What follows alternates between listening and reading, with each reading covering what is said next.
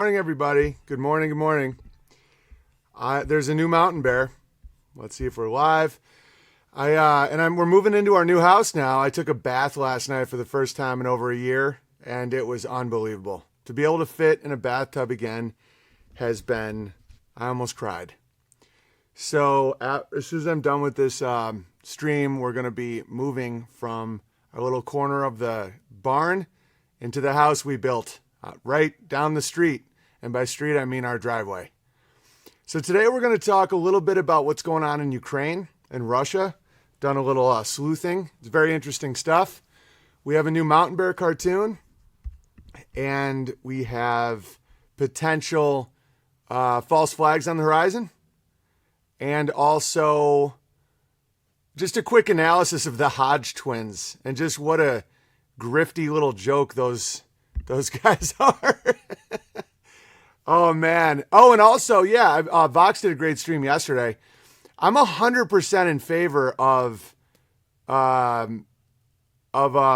what's it called? Student debt forgiveness. 100% in favor of it. And I think it's crazy not to be, in my opinion. I understand the resentment that people can feel, but bear in mind, this is coming from a guy whose money has been pretty tight since my expulsion from Hollywood. And I paid, and I know it must be nice. I know that this doesn't sound like money's tight to a lot of people. I understand that, but it was. We've always been hovering around zero liquidity. I paid off my wife's $80,000 of student loans with the money I had left. That's a ton of money. And I paid it off because I didn't want her to be in debt and or have any motivation to have to work because we're having children. So even coming from me, someone who spent $80,000 of his own money to pay out, and let's say that all the student debt is wiped, I wouldn't feel shorted at all. I would love to see the young generations that have been tricked and fooled and coerced into horrible, unpayable, undefaultable debt like slaves to be freed. And I understand that it's hard for some people to see it where they're like, well, I had to pay. It's only fair if they pay. It's not. It's like, as the years have went on, it's gotten more horrific, more degenerated, more useless, more expensive. And the pressure on them to go to these colleges was very high. And the government under Obama, the federal government took on all these loans so you can't default on them. And it basically just became another form of indentured servitude. And it would be in all of our best interest to have a young population that can have children. They can have, the nature of usury is horrifying. Yeah, it is. I want young people to be able to afford houses and have children and live a life that I have. Like, I'm not in any debt now. Why would I be bitter about that? Why would I need more of their money? You know, and really ask yourself that. It's like, if you're in student debt, wouldn't it be great if it was forgiven and then you could pursue your interests more purely? You wouldn't have to sell out as much. And why would we want our next generation to be enslaved by literally the devil? You know, like, they're our countrymen. They're our future. Yeah, student debt is terrible, currently crippling financially. Yeah, and these 17, 18-year-old kids that go to college were told by their teachers, their guidance counselors, their baby boomer parents, everything, like, you have to go to college to get a good job and have a good life. They made you feel stupid if you didn't want to, if you wanted to be like a carpenter or a plumber or something. And they were pushed and pushed and pushed and pushed. They go to college, they're taught to hate themselves, they're taught a ton of lies, and they get into a debt that they can't pay off for 30 years.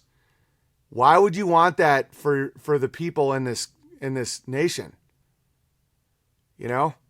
And all these goddamn baby boomers, these just insufferable, you know, they're just like, well, I'm begging my debt. I've had to pay my debts, and a contract is a contract. I don't care if it's with the devil, and I don't care if it's enslaving our future generations. It's just like, dude, let them have it.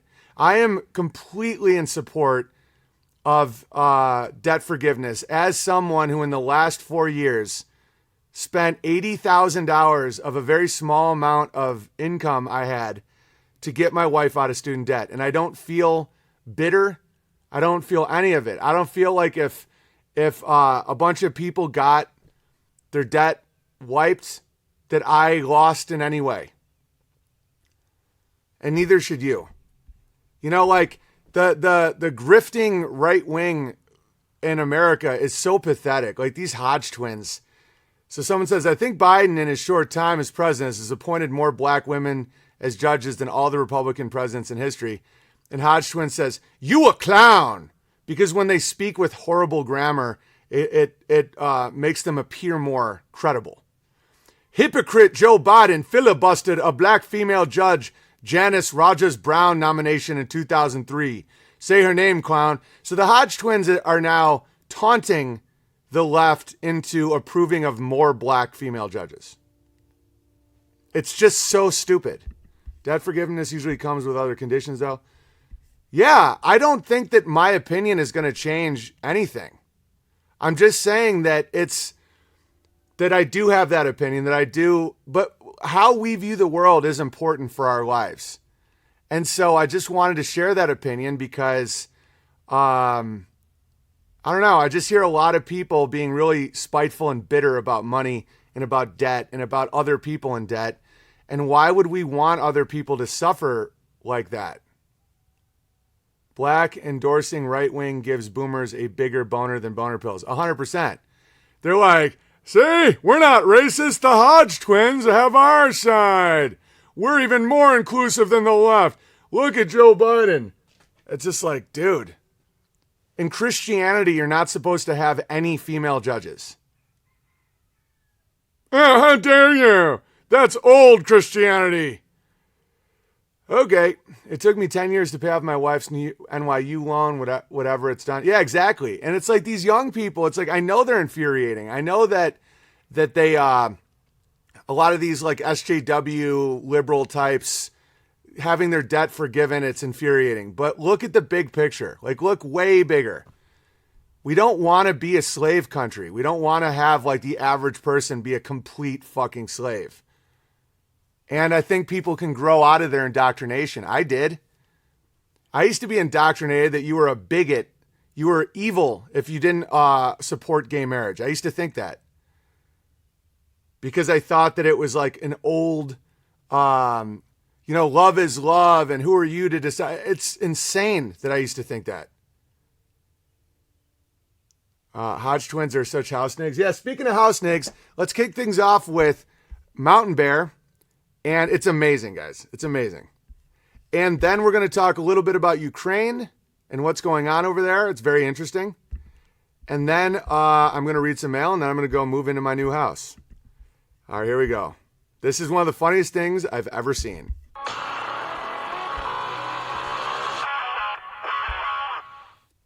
Man, this nigga, Kyrie Irving think he's above the vaccine. Listen, nigga, we didn't want to take the vaccine, but our Jew master said we had to, or else we don't get our money. Nigga, you don't even care about the black people. Accord the Tuskegee experiment, where the CDC openly injected blacks with poison to sterilize them and give them syphilis. Yeah, we all know them conspiracy theories that are now open fact. But, Kyrie Irving, why don't you play ball? Nigga, all the white man at Pfizer and shit, they want you to inject poison in your body. Nigga, you do it, or else you ain't a nigga. You some kind of free-thinking black man. Nigga, you ain't free. Nigga, we give you money. Kyrie Irving, man, you let us down, Kyrie. Nigga, when a Jew tells you to inject something in your body, you do it right then. You don't put up a fuss. You don't fucking have your own ideas and thoughts. Nigga, we didn't want the vaccine. I'm tasting blood all day long in my mouth. My leg don't work, Kyrie. But I get $8 million a year by the Jews. And if we go against them, they don't let us have our bananas. Yeah, man. Yeah, you want to drive a big car? You do what the Jews say. Look at me. I Shack. I do Radio Shack commercial. I tap dance for these niggas if they give me bananas. Okay? Listen, Kyrie, from one nigga to another. Do whatever the Jew said. I mean, I'm doing Old Spice commercials. I mean, what the fuck? Kyrie, I hate you because you free. So I will call you Uncle Tom because you won't do what your master say. I lost 2 toes on my motherfucking foot because the Jew told me to take a shot. Why won't you take a shot, Kyrie?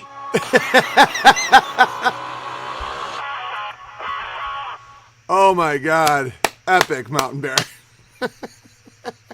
It's so clear what it is when you just put it into comedy like that. You know, it's like these pathetic house nigs just trying. I think Kyrie Irving is one of the closest things to a living hero that America currently has. And that's not me cucking because he's black and all this bullshit. It's because he stood up against the devil. He allowed the devil to take back his money. And he's still scoring like 60 points a game sometimes. You know, he won. And he's like, and he did it with like a very kind, cool vibe. And I'm very skeptical of anybody in the public eye. You know, like Aaron Rodgers I never backed because like as he was doing it, he's pushing Bitcoin and he's just being a little snake.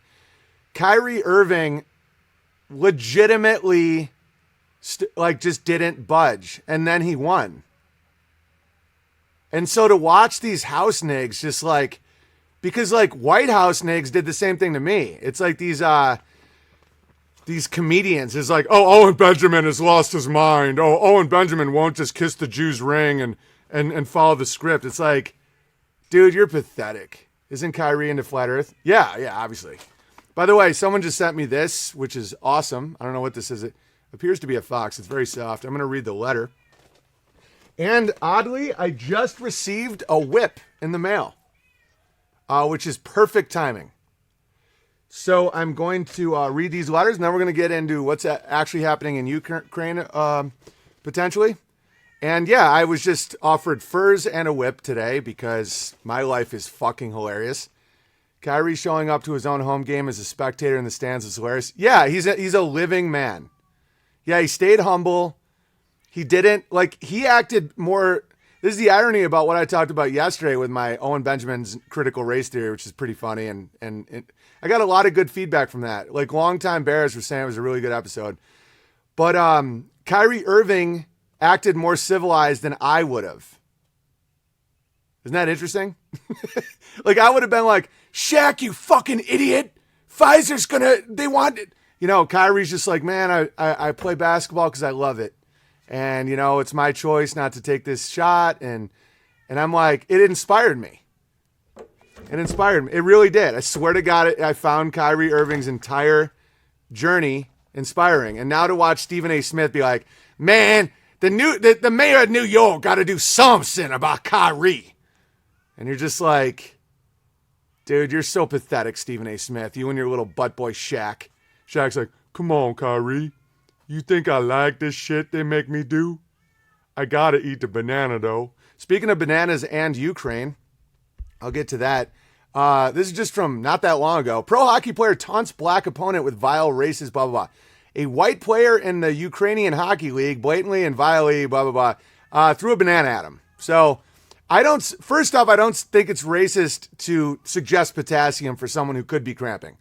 But we're going to talk about Ukraine and how it's so everything's the opposite in reality than what the media says. Like, we are in the empire of lies. It's hysterical.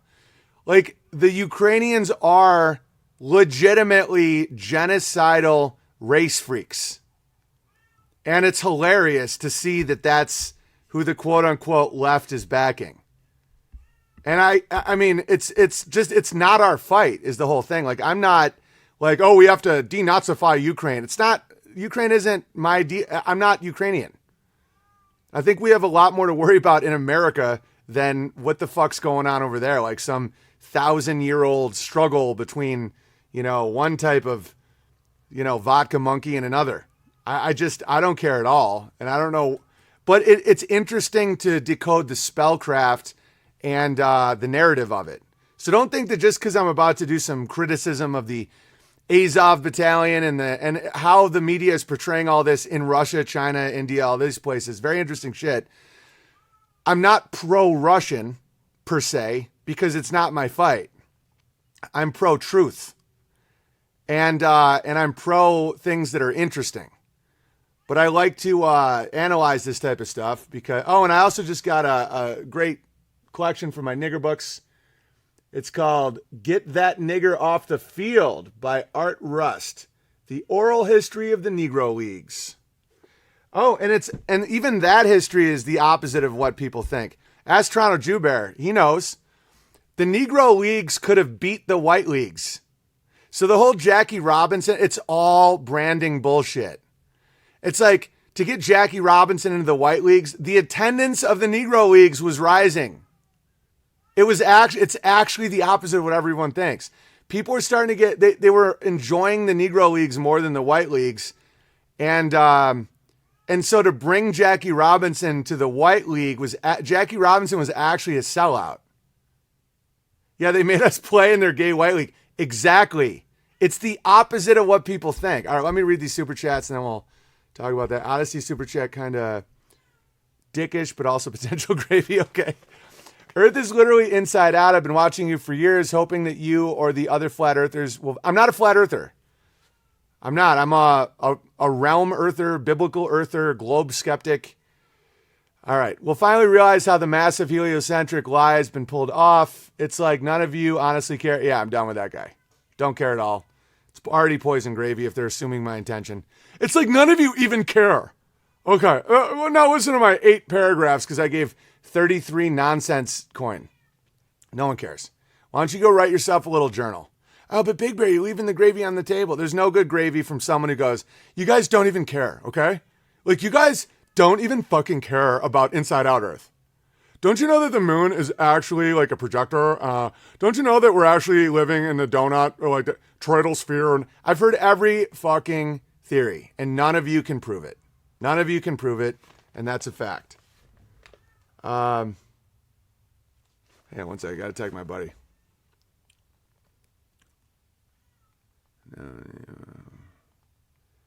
So, like, learn how to talk to other people with respect. Oh, well, you don't. Yeah, I don't like Steven Crowder. I don't like Joe Rogan. I enjoy mocking them, and at no point do I ever assume that they will listen to anything I say ever again because I've been so ruthless with them.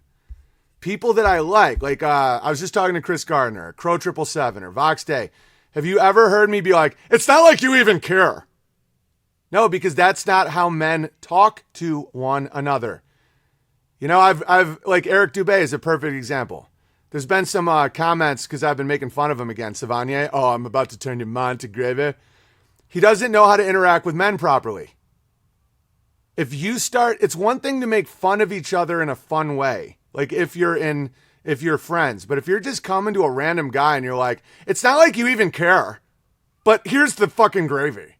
The Earth is actually inside out. The Freemasons are projecting everything on the sky using a camera in New Mexico. It's not like you even care to look into this shit. It's all bullshit. Flat Earth is a psyop to make truthers look crazy is a way to make truthers feel normal and not so crazy. I don't know. I'm getting, people send me fur, nigger books, whips. So maybe you might want to listen to me about how to interact with each other. I'll read a little bit more. I know you guys like gravy. Being proud of who you are does not mean you hate other people. Hitler told the truth about what is going on in Earth. The Nazis also knew the truth of being inside of Earth, which is exactly why the Masons used them to start NASA.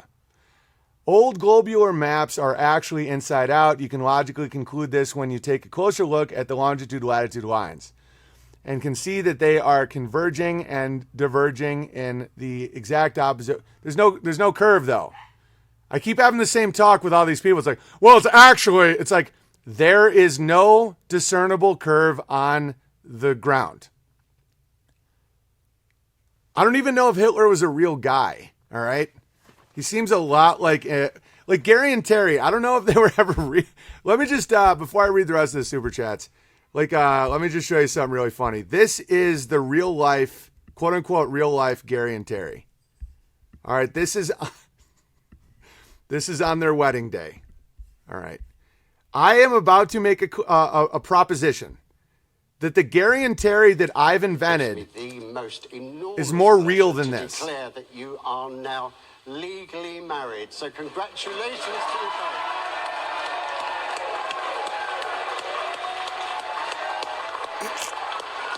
Oh, look at the bitch in the top hat. Okay, I spent way too much time yesterday trying to figure out who these people really are. And they have not appeared since 2014. They don't exist. One of their professions was guest house owner. Okay? And one was an actor and the other was a guest house owner. Guest house owner. Their names are Andrew and something else allegedly. Swear to God, I think the Gary and Terry that we've invented is more real than their actual. No, so gay. I don't even think they're gay. Okay, but this guy trusts Admiral Byrd. I don't care about the guy. Anytime someone's like, you don't even know the real truth, it's always bullshit.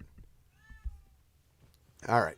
Matthew looks like he hung out with Lewis and Sacagawea. Best stream in the realm, literally. Thank you, Jeffrey. That's an extremely generous super chat, and Cod has already used it to pay off some of his many debts. Sup, bud? Super Sonia Bear here. Are Kit Kats propaganda keeping blacks enslaved? The Schindler's List style breaking off of a skinny chocolate commodity packaged in slave ship order, tight shoulder to shoulder, and feeding on the high fructose false energy is like freeing each one of them from their chocolate oppression. I love how your mind works, Devin. Yeah, it does. A Kit Kat bar does look like a slave ship. You're 100% right. Alliance Bear said, but you don't even care about the truth, though. It's not like you people even fucking care. All right. Being aware of the scam definitely makes it easier to endure in the moment. You proved that explicitly during the COVID narrative. Thank you, Alliance Bear. Some super based one says, BB, so glad to hear you got good reviews from the day before yesterday's stream. I thought you were going to be crucified. No, it was really good. Oops about my last Entropy super chat. That's episode 1366, more like 2 days before the day before yesterday. My bad. Anyway, it was because of condemnation for your thoughts and speech that depart from orthodoxy. Yeah, I mean, I'm covered in furs and I have a whip in my hand, so I don't really care what people say. Joshua says, concerning racial breed differences, have done a lot of thinking on this because I grew up breeding livestock. Yeah, that's what makes me think about race a lot too, is breeding goats. Another major factor in biological propensity for violence is, I think, testosterone levels. You can visibly see which races have higher and lower testosterone. Crime stats follow this. I agree. And I wonder what white violence would be like if white, quote unquote white. I know white's an illusion. I know black's an illusion, but it's like money is an illusion, but you still buy bread with it. You know what I'm saying? So I understand the tricky nature of these conversations, but like imagine if Caucasian tribe, like the cucked Western white man, had like an all meat diet. Everybody had a beard. Their dads were, not porn addicted cucks. They weren't constantly ingesting fluoride and bullshit. I mean, there was a time when Caucasians were very violent, where the Germanic people, like if you disrespected them, they would fight you to the death. And so, I'm curious as well. All right. But the fact of the matter is that isn't the current situation. And that's why the cause doesn't even matter. But I'm not a racist in the sense, I am a racist, obviously, everybody is. But I'm not a racist in the sense where I think my race is superior inherently. You guys get it. Just watch the stream yesterday. I'm not going to go through the whole thing again. The utter disgust, shame, and humiliation I felt after 1/3 Hydro Bear caught me jumping on my mini trampoline and my Pump It shirt affirmed me one booster would not pay the gay away. Please best me with a triple hetero booster. Pray for 4/3 Hydro Bear. Yeah. I do have booster cards now, and I will be checking paperwork at the train station. Christopher says, in a SEM material have to be sputtered with gold, and what you see zoomed in as far as we can go is a black hole. This is the nothing God hung the world on. One cannot behold sound. The outline where the vibration ends is our visible field. Exerd burns elements and measures the HZ for classification. That just went over my head, but I like how your brain works. Yesterday's stream with fire. Thank you, Out of Autistic. And don't you think I kind of nailed the South Africa situation pretty well yesterday?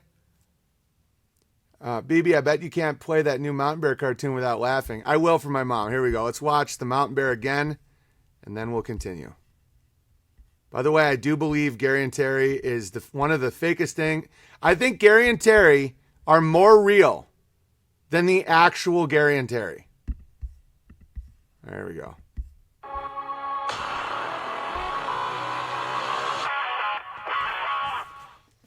Man, this nigga, Kyrie Irving think he's above the vaccine.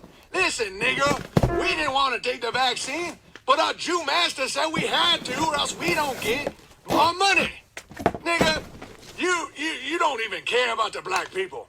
According to Tuskegee experiment, where the CDC openly injected blacks with poison to sterilize them and give them syphilis. Yeah, we all know them conspiracy theorists that are now open fact. But, Kyrie Irving, why don't you play ball? Nigga, all the white man at Pfizer and shit, they want you to inject poison in your body. Nigga, you do it, or else you ain't a nigga. You some kind of free-thinking black man. Nigga, you ain't free. Nigga, we give you money. Kyrie Irving, man, you let us down, Kyrie. Nigga, when a Jew tells you to inject something in your body, you do it right then. You don't put up a fuss. You don't fucking have your own ideas and thoughts. Nigga, we didn't want the vaccine. I'm tasting blood all day long in my mouth. My leg don't work, Kyrie. But I get $8 million a year by the Jews. And if we go against them, they don't let us have our bananas. Yeah, man. Yeah, you want to drive a big car? You do what the Jews say. Look at me. I Shack. I do Radio Shack commercial. I tap dance for these niggas if they give me bananas. Okay? Listen, Kyrie, from one nigga to another. Do whatever the Jews say. I mean, I'm doing Old Spice commercials. I mean, what the fuck? Kyrie, I hate you because you free. So I will call you Uncle Tom because you won't do what your master say. I lost 2 toes on my motherfucking foot because the Jew told me to take a shot. Why won't you take a shot, Kyrie?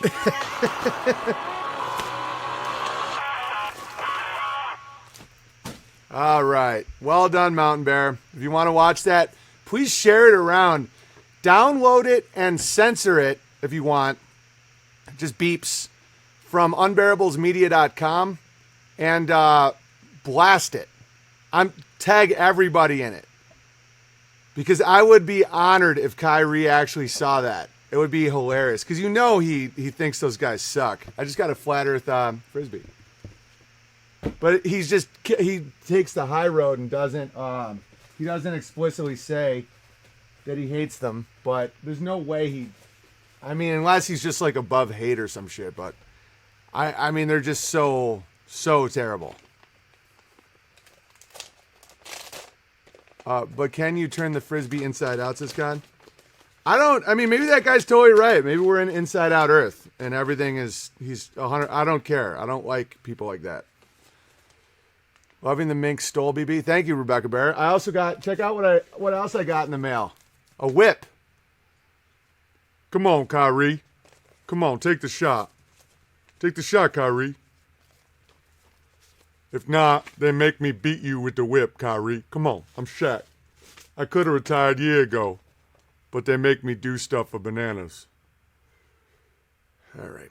Dear Big Bear, I bring news from the heart of Missouri. Today, my wife and I welcome our 3rd cub into this realm. The future belongs to those who show up for it. Indeed. Very kinky whip. No, it's not about kink. It's about racial dominance. Just kidding. And so it belongs to the Bears. As I looked into my daughter's eyes, the uncertainty of the world faded. It didn't matter if it was a globe, flat, or an onion, because it was good. Yeah, exactly. And we will fill it with fruit and beauty. I've been bear adjacent for a couple years, and it has helped me as much as following Vox into his endeavors.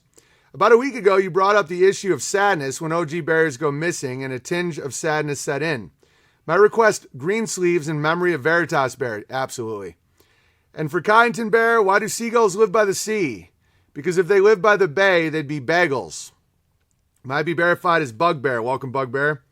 God bless and good fortune from my family to yours. Hey, Big Bear, I'm writing to you from the hospital holding my little rainbow girl, Uriel. She's our fourth babe and just the beginning of this year's adventures. My husband has started actually getting our cabin built, and God willing, we'll get moved into our land and start the next great adventure. I can't wait to crush the homestead life with my family and want to thank you for being an inspiration to us. Might be verified as Lark Bear. Welcome, Lark Bear. This is beautiful. God bless and keep crushing. Oh man, I'm gonna play you two songs real quick. I'm gonna play Green Sleeves for Veritas Bear, and then To Build a Home for you and your awesome husband.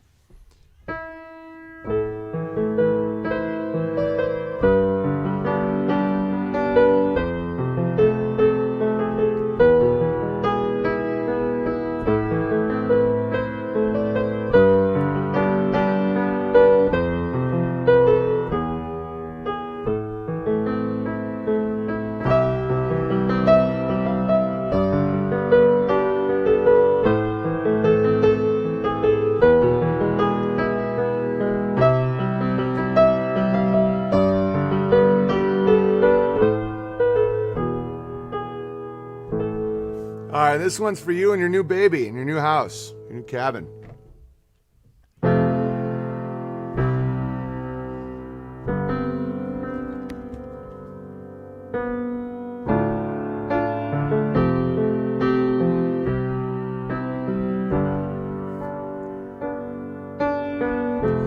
There is a house built out of stone, wooden floors and walls and windowsills, tables and chairs worn by all of the dust. This is the place where I don't feel alone. This is the place where I feel at home. And I built a home for you and for me until it disappears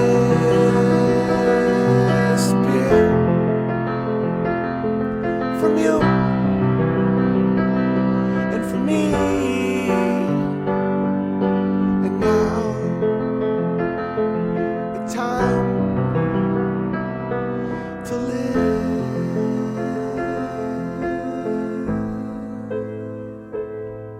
and turn to dust.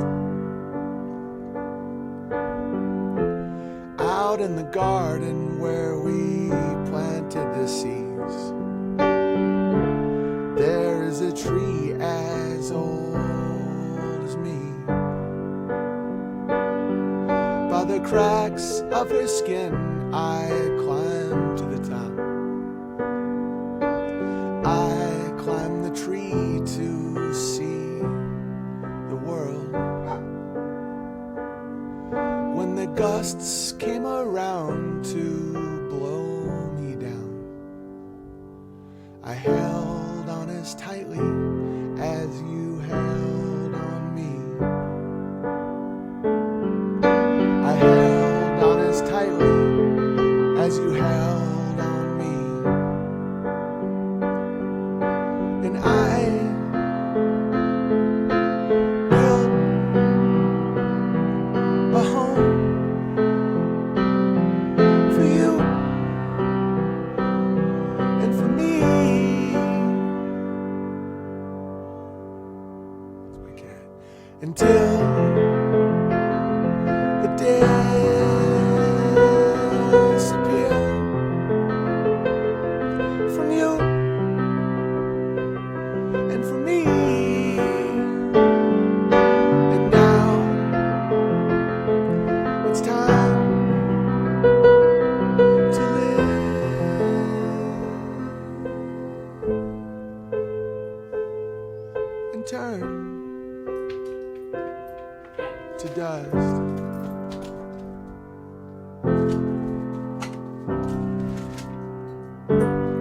right, congratulations. Let's read a little more mail, and then we're going to talk about Ukraine, Russia, and what might actually be going on over there, because it is very interesting. Dear Owen, our beloved Bar King, I have these words reach you. I hope these words reach you. I am a relatively new listener, but I've really jumped in with 2 feet. It's the way to do it. Unlike Paraplegic Bear, who can never jump again. I heard murmurs about you from Rye Guy on Gavin's show. He do occasional deep head face impressions of you as jokes he peppered in the show. My curiosity grew too much to bear, and I looked you up on Odyssey. Cool. Thank you, Ryan. I found some of the cartoons and was immediately hooked. I also saw a clipped, how dare you clip me, version of the Chinese yelling nigger episode, which I promptly presented to a friend in an in-person screening of this clip. The same glorious episode, 1313, was where you set the all-time nigger record. Remember that the letter that Amy wrote, something hysterical feat. I don't know. Anyway, I immediately started sharing your cartoons, primary on my Brighteon channel, which I built up and hopefully is reaching a new crop of budding bears. Thank you. That's huge. That's huge. In case you've never heard of Brighteon, it was created by Mike Adams, the Health Ranger. His podcast, Brighteon.com's channel, HRREPORT, are the only ones I follow as much as yours. I followed him since 2005, and he was a pioneer in the underground health nutrition alleged situation. But I digress. The person you should give a damn, the reason you should give a damn is because it has always given all the ebooks and audiobooks and all the content for free since I've known him. He also is fully funding Brighteon, which is a free speech alternative to YouTube, creating a massive free platform on his own dime. That's very cool. Good for him. I have no idea who this character is, but that sounds pretty legendary. And has recently moved a 24-hour TV stream, 24-hour radio stream, and a 24-hour Spanish radio stream. Hola, amigos. All focusing on natural health, nutrition, prepping, permaculture, spiritual growth, as well as disclosure of free energy technologies and the fringiest of the fringe. I'm hoping to bridge the gap between that forward-thinking population and the Beartarian community. That's awesome, dude. It's all about bridging these gaps. I just hope that they're cool with the word nigger said by a guy who's one of his heroes is Kyrie Irving. And that's not going to compute properly in a lot of people's heads, but that's the way it goes with me. I don't think that there's bad words, only intention. All right. I best describe myself as a compiler and a messenger. I've always found myself fascinated with the front edge of emergent thought and new ideas. Me as well.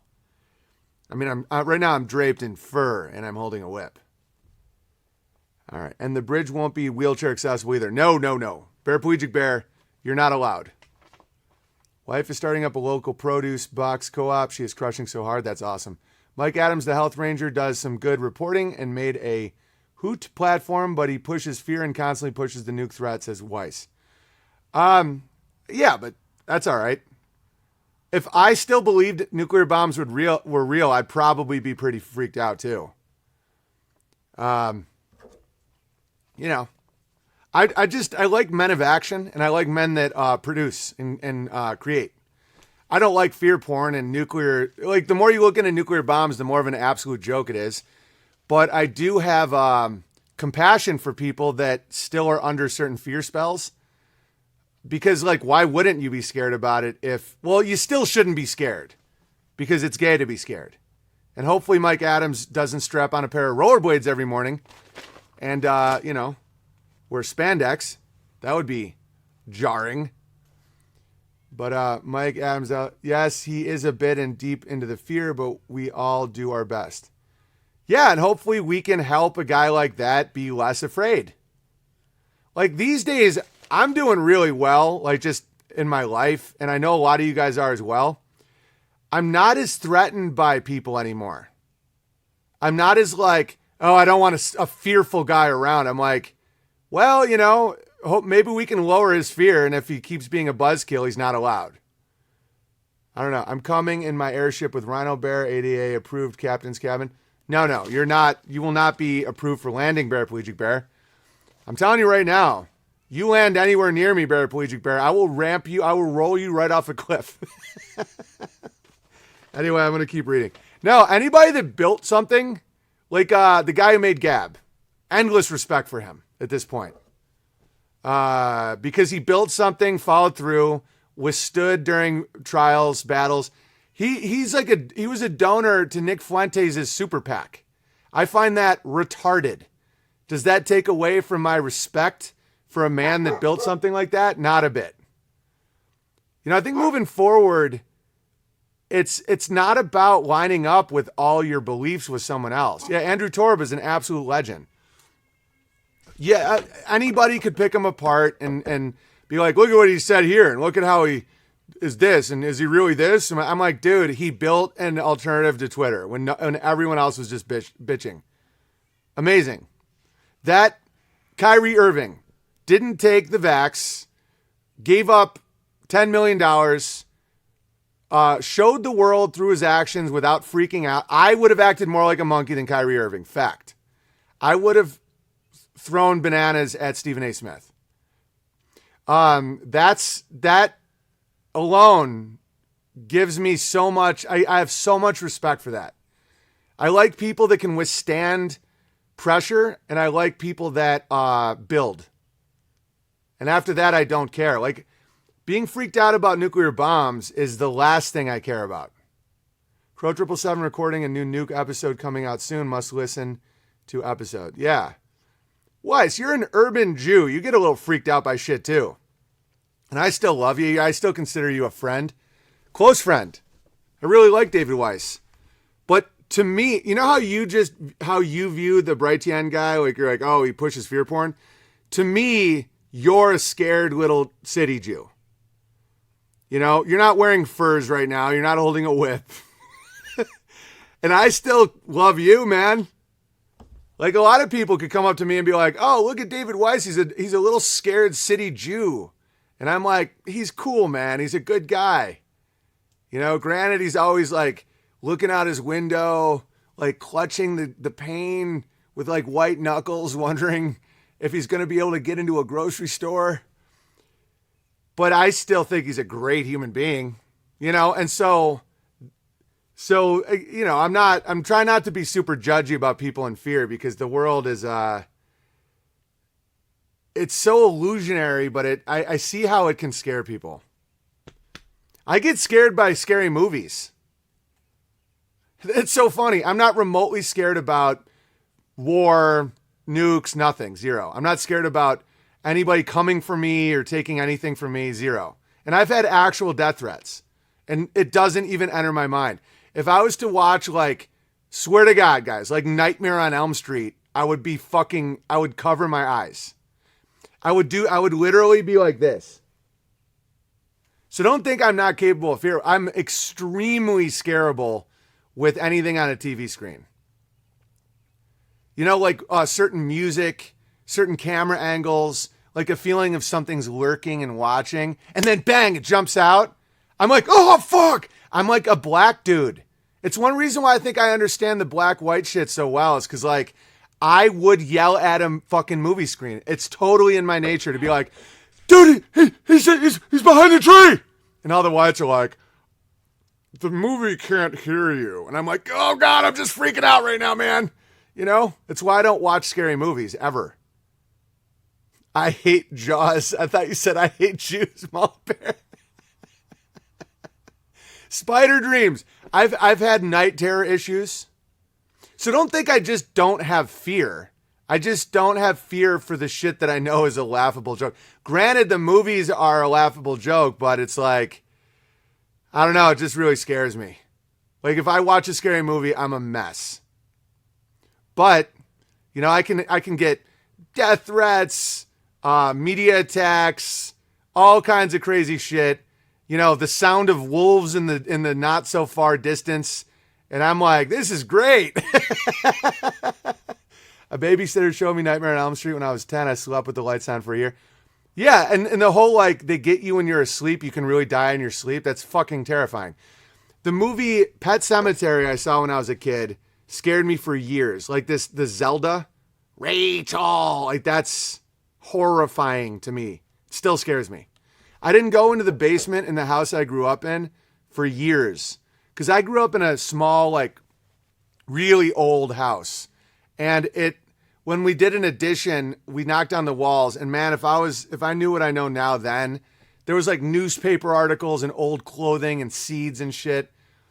Fascinating stuff, like fascinating primary documents that I'm very curious as to what was there. Like the house I grew up in was occupied by workers at the paper mill. And the basement we had a 100-year-old furnace, 100 years old.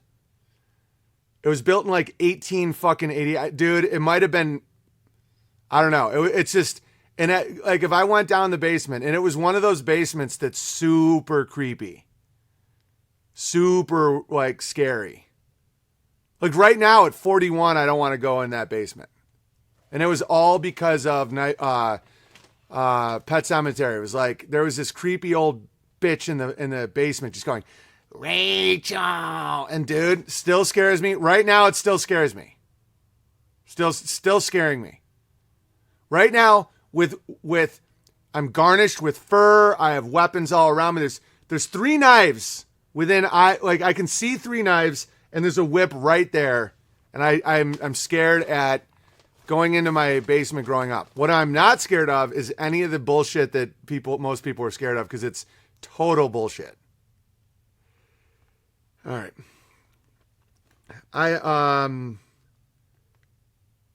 I've always found myself fascinated with the front edge of emergent thought. If I had to describe the legacy I'd hope to leave, I'd like to create a food forest. Oh, it's a great legacy, bro. I feel like it is the highest form of art that a human can create. Yeah, definitely. Great call. I was scared by Leprechaun movies. Yeah. You mean any movie, like Schindler's List? Designing and creating a self-running, self-evolving ecosystem based on a pattern found in nature. Yeah, that's epic. But adding the crazy diversity that would require 1,000 lifetimes, bringing together in a very compressed time frame so much diverse speciation. It's kind of crazy. I do every variety of every fruit, nut, tree that I can grow in the climate just because it's neat and it's pretty. But there's also this natural utility and resilience that species diversity creates. 100%. Yeah, absolutely. Anywho, I humbly request to be verified as Food Forest Bear. Yeah. And if you look at, welcome Food Forest Bear, if you look at, some of the research they were attempting to do allegedly about bioweapons in eastern Ukraine, I'll talk about that soon. Being a pure-blooded ethnicity would actually be, frankly, I don't believe in bioweapons. I've never seen any evidence that they exist outside of chemicals. But it would appear to be an advantage to have a mixed heritage. If there is a way to design a weapon that's aimed at a certain, because the Nazis that run Ukraine, and by the way, I'm not for or against any of these people. I don't care. It's not my fight. But they want to racially purify the Donbass and all these areas. And they were doing a lot of research to do diseases that would target certain ethnicities. I don't think that they have that technology. I don't even think it's possible to isolate Ukrainian versus Russian. I don't even think that that's possible personally. But if they did, genetic diversity would be an advantage. It's not an advantage. Mongol dogs usually do better than pure breeds. I was just talking to somebody about that yesterday with, they were breeding, he really liked Australian Shepherd and Great Pyrenees, because Great Pyrenees are loyal, legendary protective dogs, but they're not as smart as the Australians. And This dude runs a farm and really loves that mix. But also the mixes can be bad. The mixes can make it so your kids can't have bone marrow transplants from anyone. They're more susceptible to diseases. I don't know. It's like viewing humans like animals to be blood trained, like to have bloodlines, is so complicated that I don't even know where I'd begin. All right. Latest episode from Ice Age Farmer talking about GMO bird flu and shit, but fear porn, but also as gravy, build and grow. Yeah, I overall like what that guy does. Even though it appears fear porny, he does empower his listeners to start victory gardens and stuff like that, which, you know, that's what I look for. What I look for isn't fear porn or no fear porn, because I understand people get scared. And I understand the desire to wake people up to an impending problem that they don't see. But the difference I see in people is, then do you promote a solution that empowers your audience? Or is it just more fear, or just a way to tunnel money to you? You know, that's the difference I see. You know, just the way Christian from Ice Age Farmer encourages people to have gardens. It's one thing, he can sell the seeds. That's fine. It's fine to make money on a solution. It's actually necessary. It's how you make solutions work. It's a huge difference to me with like buy my seeds or start community, like join a community group and start trading with each other, versus buy my survival kit, you know, or give your money to this super PAC. Would you liken mixed breeding to the creation of a mule? Well, mules aren't their own species because they can't breed.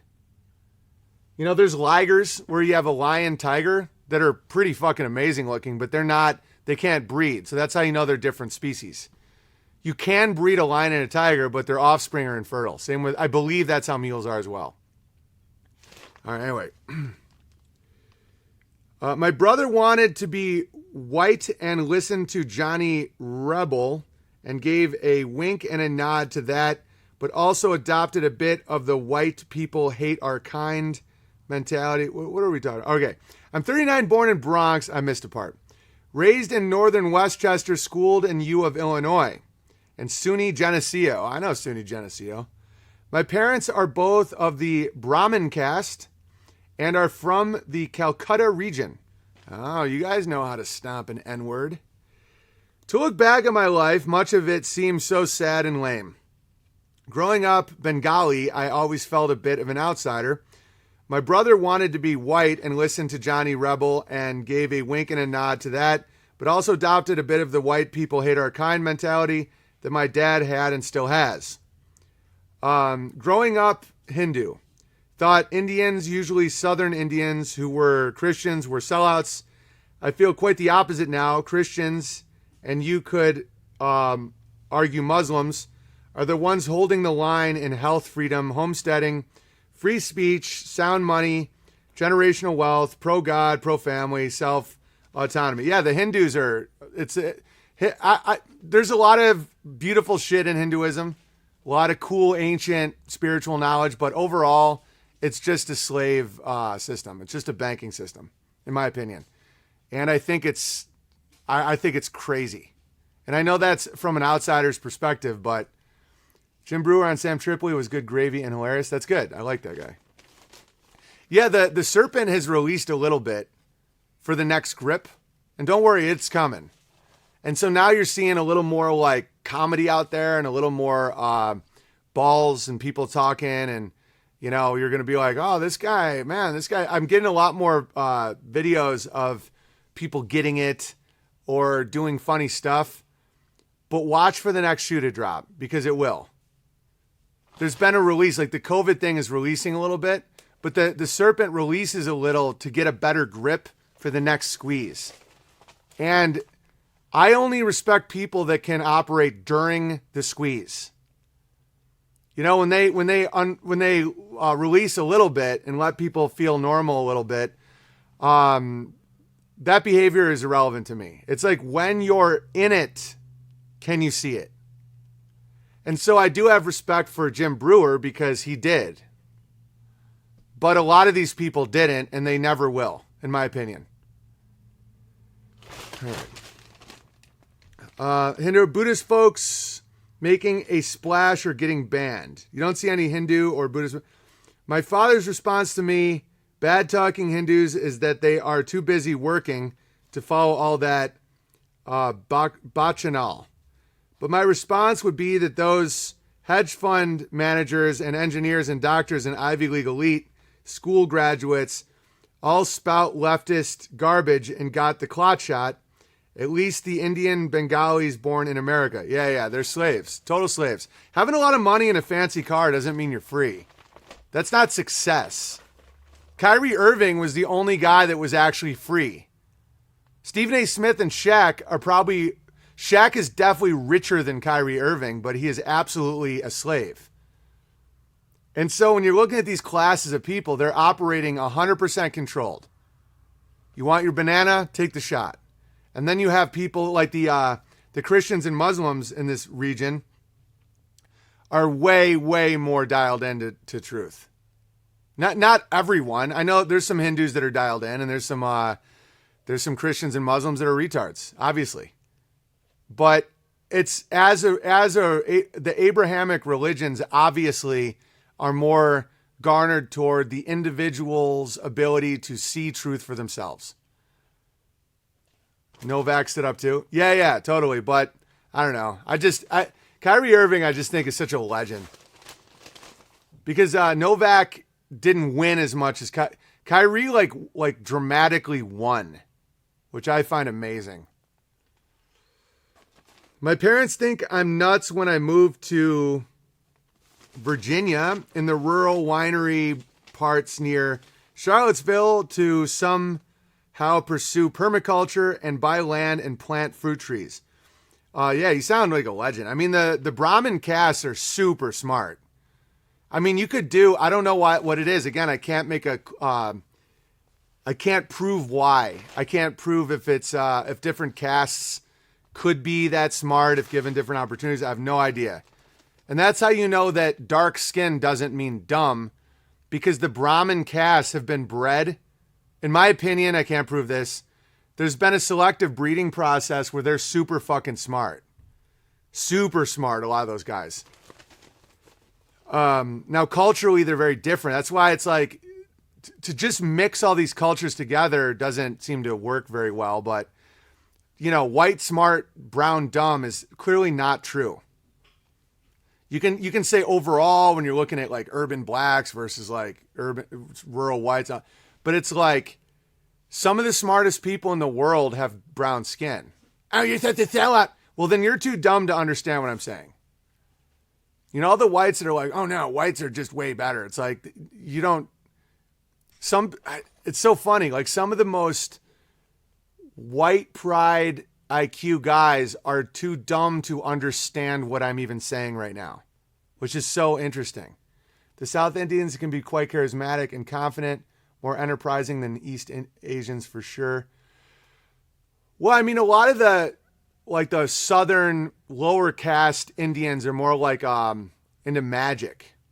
Like they're more like, oh, I'm healed today. Like they're not like Western smart. They're kind of dumb, but they have these like magical traits. But there are castes of Bengalis and castes of Indians that are legitimately, on average, super intelligent. I've seen two comedians in my life, Jim Brewer and George Carlin. Feel good about that. Nice. George Carlin I think he was a sellout, but I know that the boomers they get so mad if you're like, yeah, I think George Carlin would be turning over in his grave. No, he wouldn't. George Carlin probably would have taken the shot and said anything. Right now he'd be doing in my opinion, I think George Carlin would be doing a fundraiser for Ukraine. All the CEOs of big tech companies are brown now. Yeah, because a lot of the Brahmin caste is really smart, but a lot of them are trained to be slaves. Like they are absolute corporate shill cucked, money obsessed freaks. And the corporate world loves that. They love how competent they can be, but at the same time, they're like pro corporate. It's not even that they comply. They're like into it. Like they love corporate videos and corporate culture. You know, the Hindu religion is phenomenal at breaking slaves into doing whatever you want. Let me read these real quick. Came in late. What are you wearing and why? Looks uncomfortable. None of your business, Johnny. Does your husband know that you're on the computer? Gravy Bear says, must be nice to get a super chat. All I got was a wedgie, but joke's on them. It made me squirt. Oh, Jesus. Owen Benjamin received a tip from Vinny. Thank you, Vinny. All right, I will, Cod, just keep collecting the entropies. Cod is basically walking around a crowd right now with a hat. Just being like, anyone want to tip this guy? And I'm like doing backflips. That's right now, I don't know, you can't really see it because it's the digital world. But right now I'm basically a carny. And Coddington is my gypsy walking around with a fucking hat in his hand. So if you'd like to support the stream, entropystream.live/app/Owen Benjamin Comedy. Let me complete this. I realized that recently I'm a carny with a hat. Fact, Cod. You're literally a carny with a hat, and I'm a carny doing backflips. All right. Spike Lee did a Vax commercial to shame elderly blacks. Carlin would have done the same to white truthers. 100% complete atheist, God-hating. And I don't mean like criticizing the church or shit like that. Of course, you can do that. He like was a pure materialist, in my opinion. Okay, here we go. Enclosed are the finest socks in the market. These are my favorite socks and the only ones I wear. Oh, by the way, that lady that managed to jump on her husband's computer, you're about to find out what's around my neck. Because I didn't even know what's around my neck. Because I take risks. Because I'm not risk averse like women. That's why you shouldn't be firefighters. These Ballston socks are the thickest, best wool socks that will keep you warm and dry. And those early morning milk missions. Thank you, my friend. Thank you, my friend. May you never get animal poo on your feet again. Also enclosed is a fox pelt. This for you, your fourth son, and your sons to enjoy. Fur is an amazing tool to help your new son develop his tactical and sensory skills as a newborn. I love this guy. I love Permaculture Bear. Is that his name? I thought everyone could enjoy it. And lastly, a nigger book.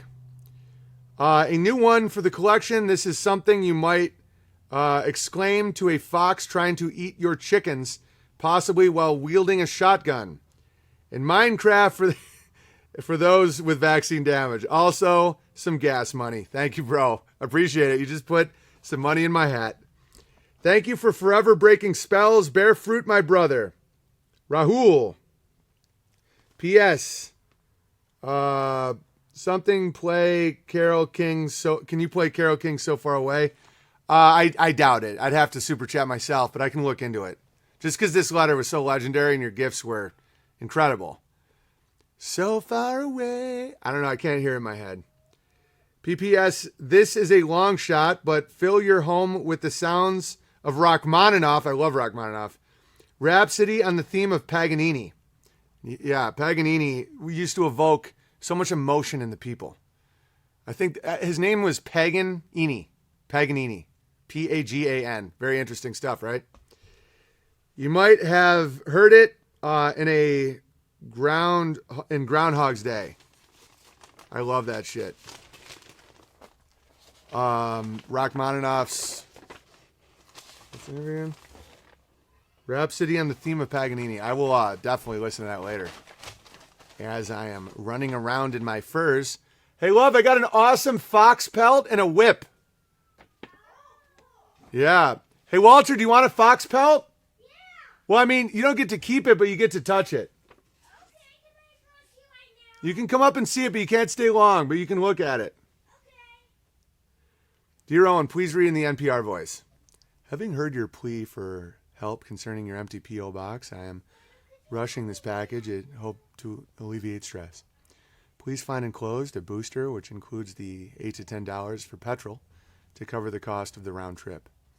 The main portion of said booster is for, well, we will get to that in a moment.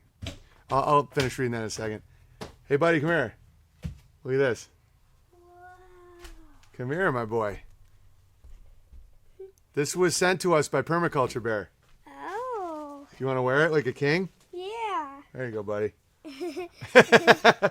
That is a fox. A fox that was trying to get someone's chicken, and now it's going to keep us warm. What do you think, buddy?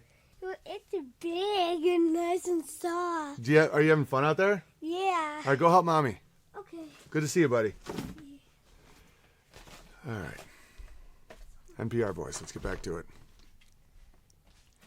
I seem to recall in a recent stream you mentioned a need or a desire for a whip. Or at least that is what I remember. Anyhow, no whip would be complete without your very own energy dome designed by the founding members of the American New Wave band, Devo.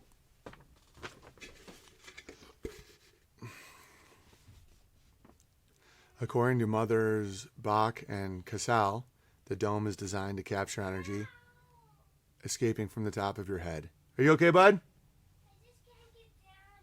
You can climb over it. I believe in you. Redirecting it into the medulla oblongata and thus increasing mental clarity. Once mental clarity is improved, you are now green-lit to apply the whip in creative ways.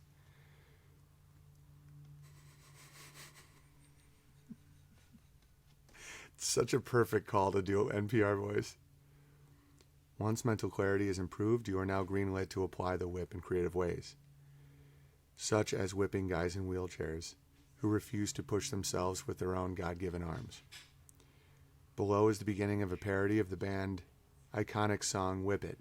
I stopped when I heard your plea, so perhaps the Bears can help with you finish it. All the best, Haiku Bear. P.S. Love you, Brett. Hashtag Pelagic Ken Evil.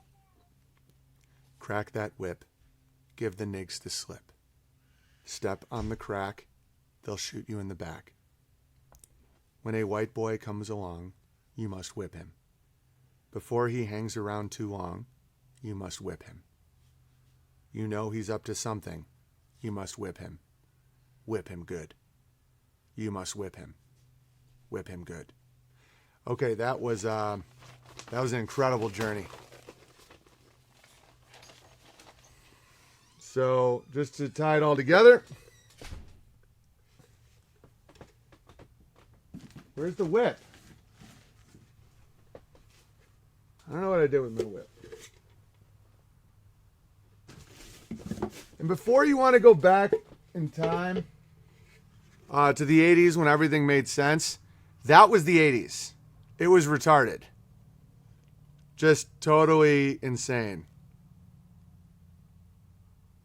1 second. You pumped? Just total retardation.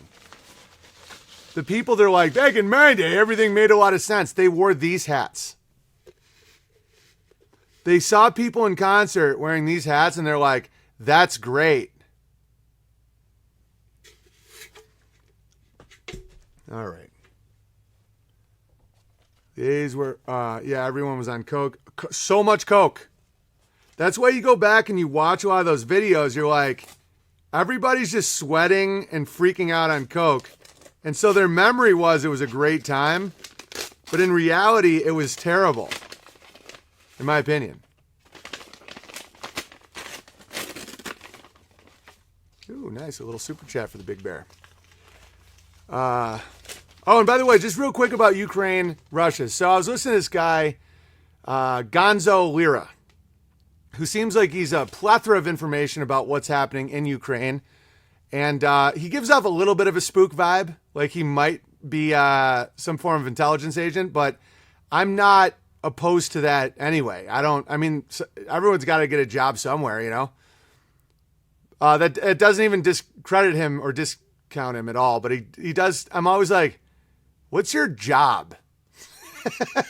But anyway, really smart guy and was breaking down what's really happening over there on a level. But I wanted to bring up another level. So there is a lot of quote unquote ethnic cleansing happening that the neo-Nazis, and not the ones that hate the Jews, it's aimed at Russians. They hate Russians.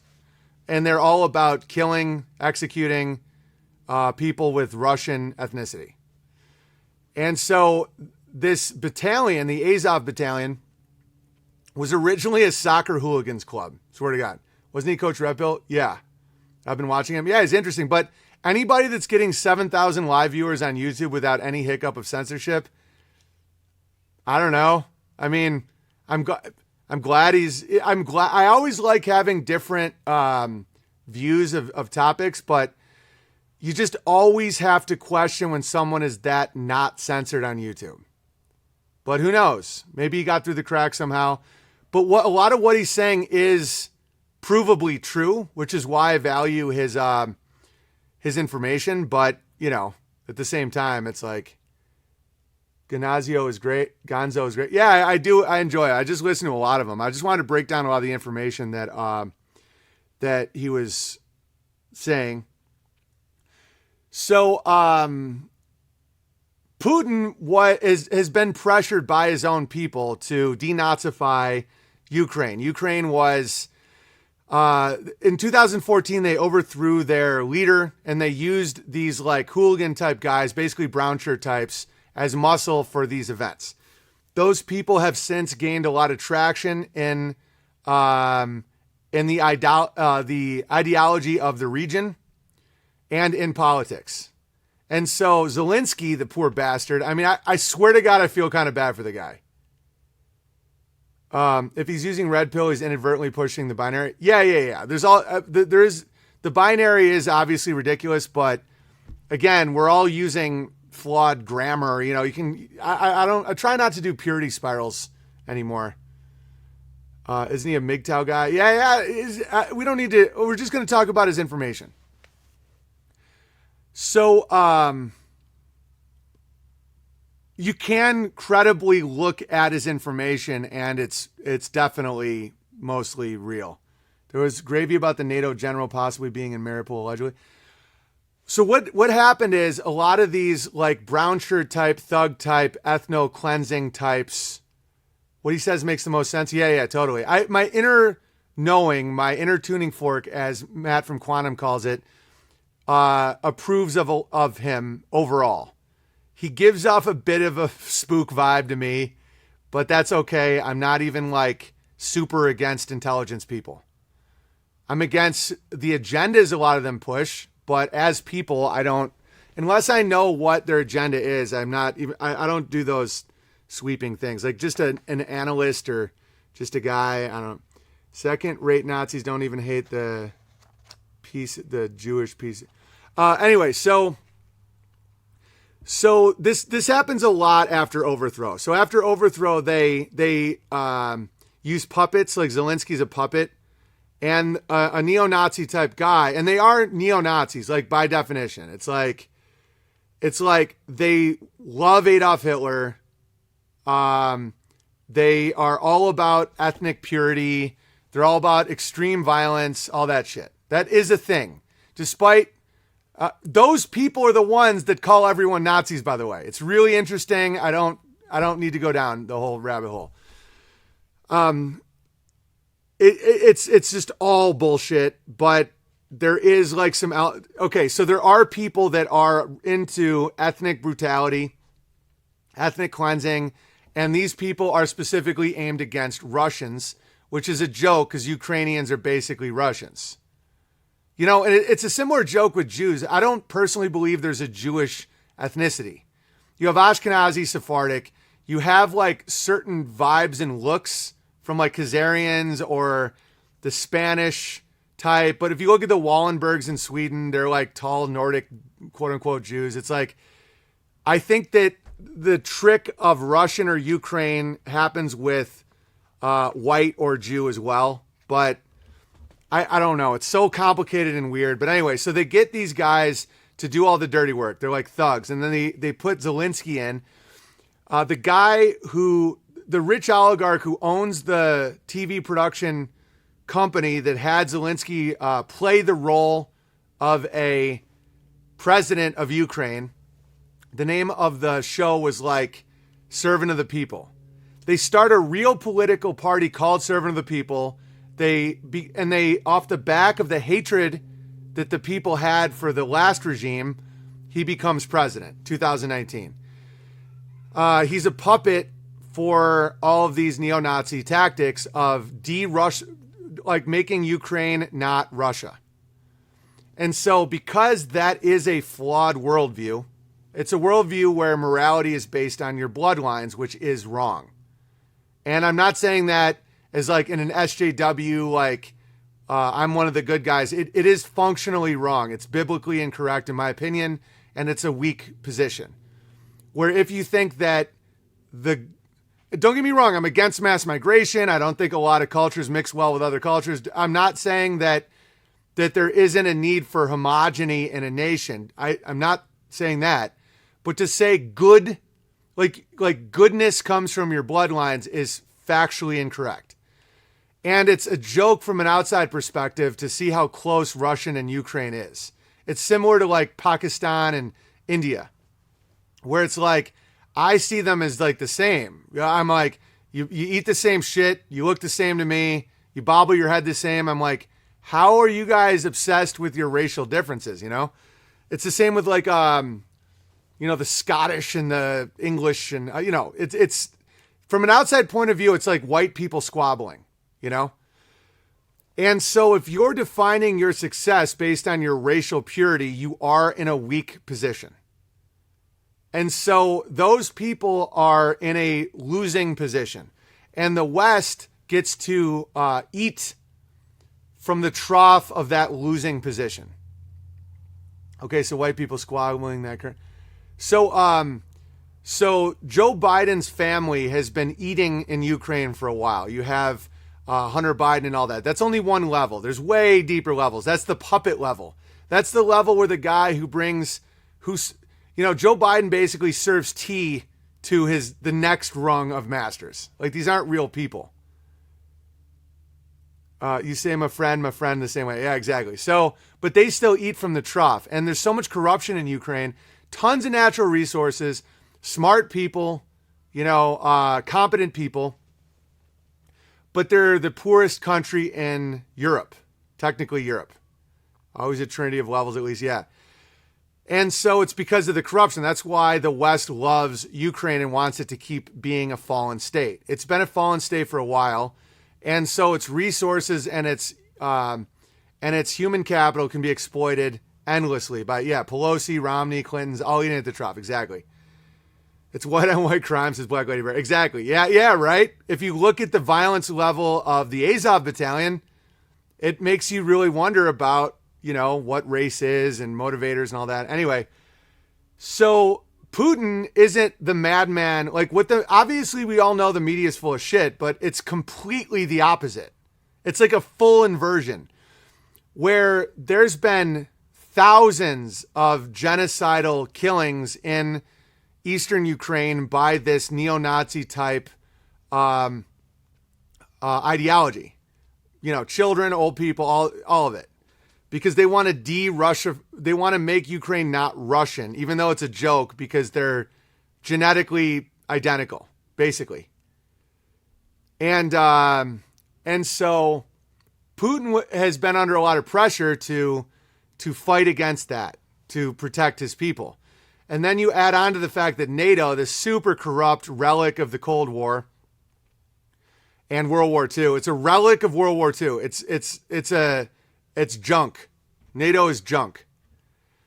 And so this is a proxy war with NATO, and Ukraine was toying with the idea of becoming part of NATO, which Russia couldn't have. There was a red line for Russia.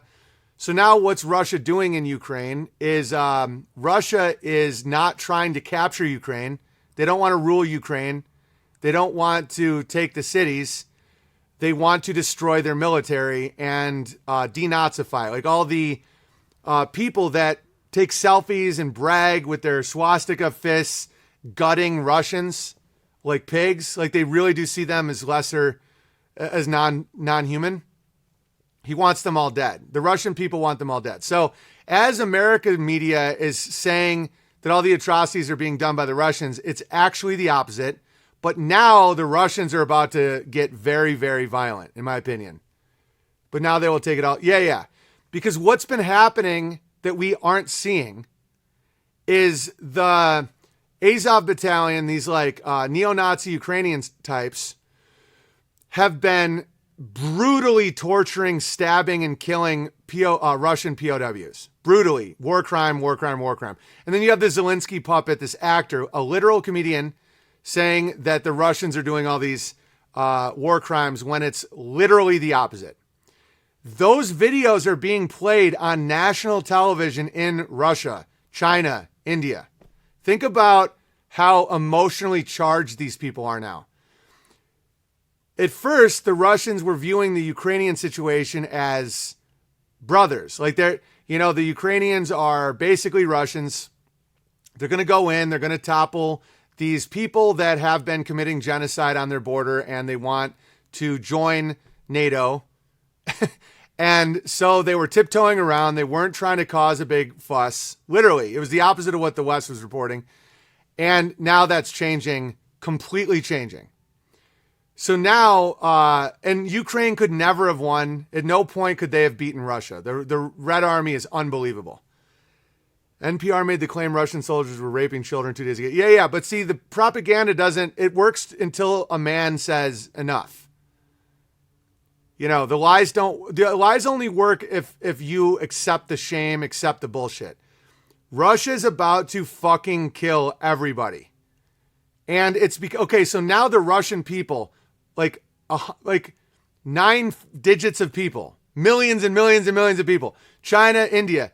Imagine turning on CNN and you're watching video of Ukrainian Nazis torturing, stabbing, and killing unarmed Russian POWs. Those people are like, kill all of them. And Russians are really, really historically good at killing everybody. And one of the reasons they're good at it is because they don't start off that way. American military is bomb, destroy everything in a city, and then roll in and take over. Russians see it more of like the Clausewitz type idea that war is just an element of negotiation. It's an element of politics.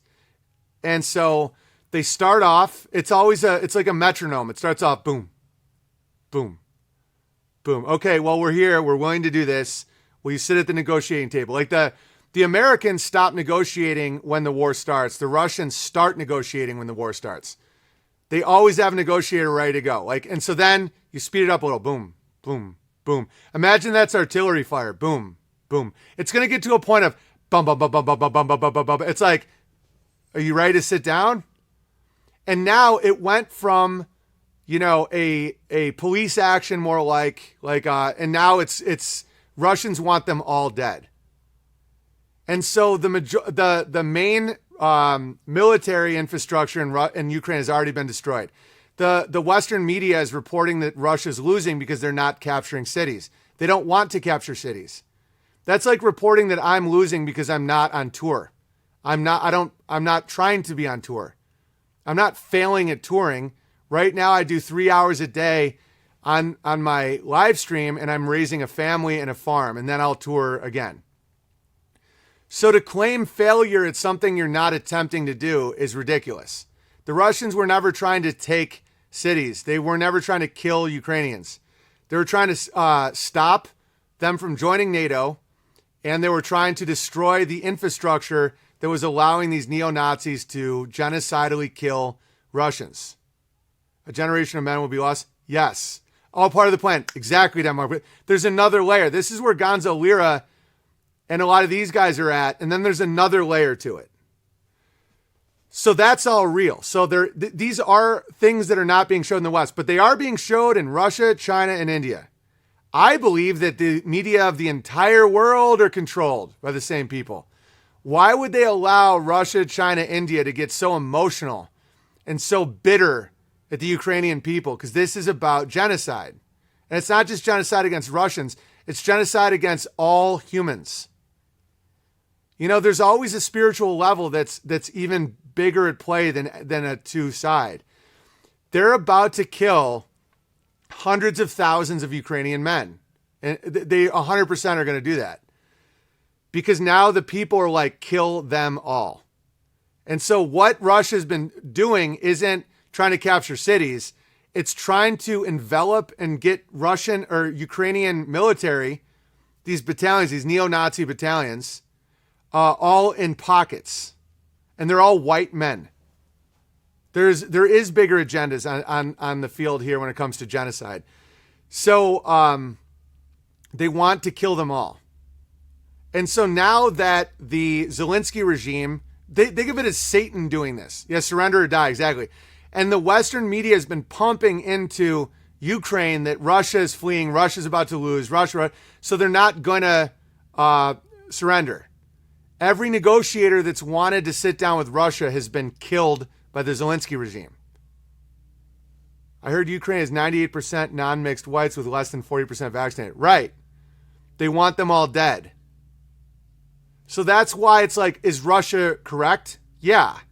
Is Russia reacting in a logical way given all the stimulant, like all the reality of the situation? 100%.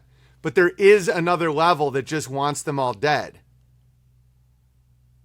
So China and Russia and India, the populations, the Goyim, are being shown, the cattle are being shown highly emotional videos of their own people being stabbed, tortured, killed while they, war crimes.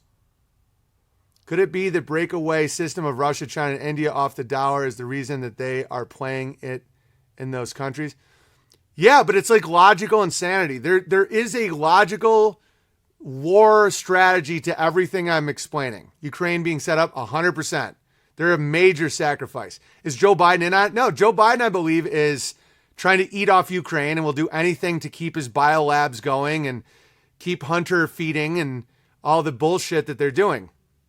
Just corrupt. So now you have the sanctions they're doing. The sanctions didn't take out the mullahs in Iran. They don't work.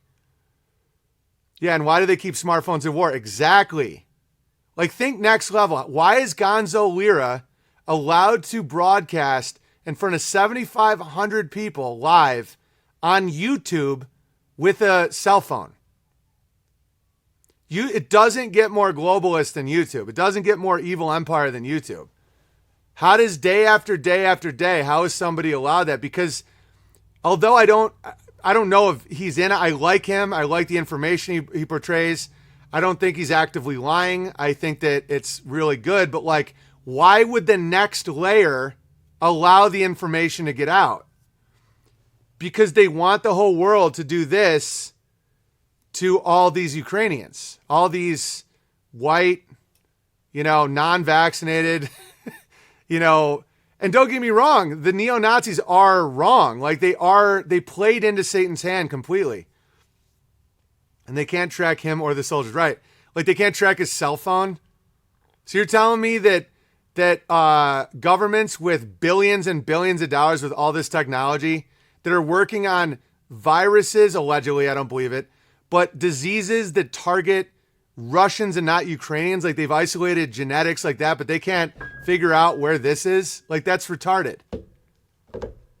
Ukraine will turn to the wise leadership of Hunter Biden and his... No, but it's about killing men.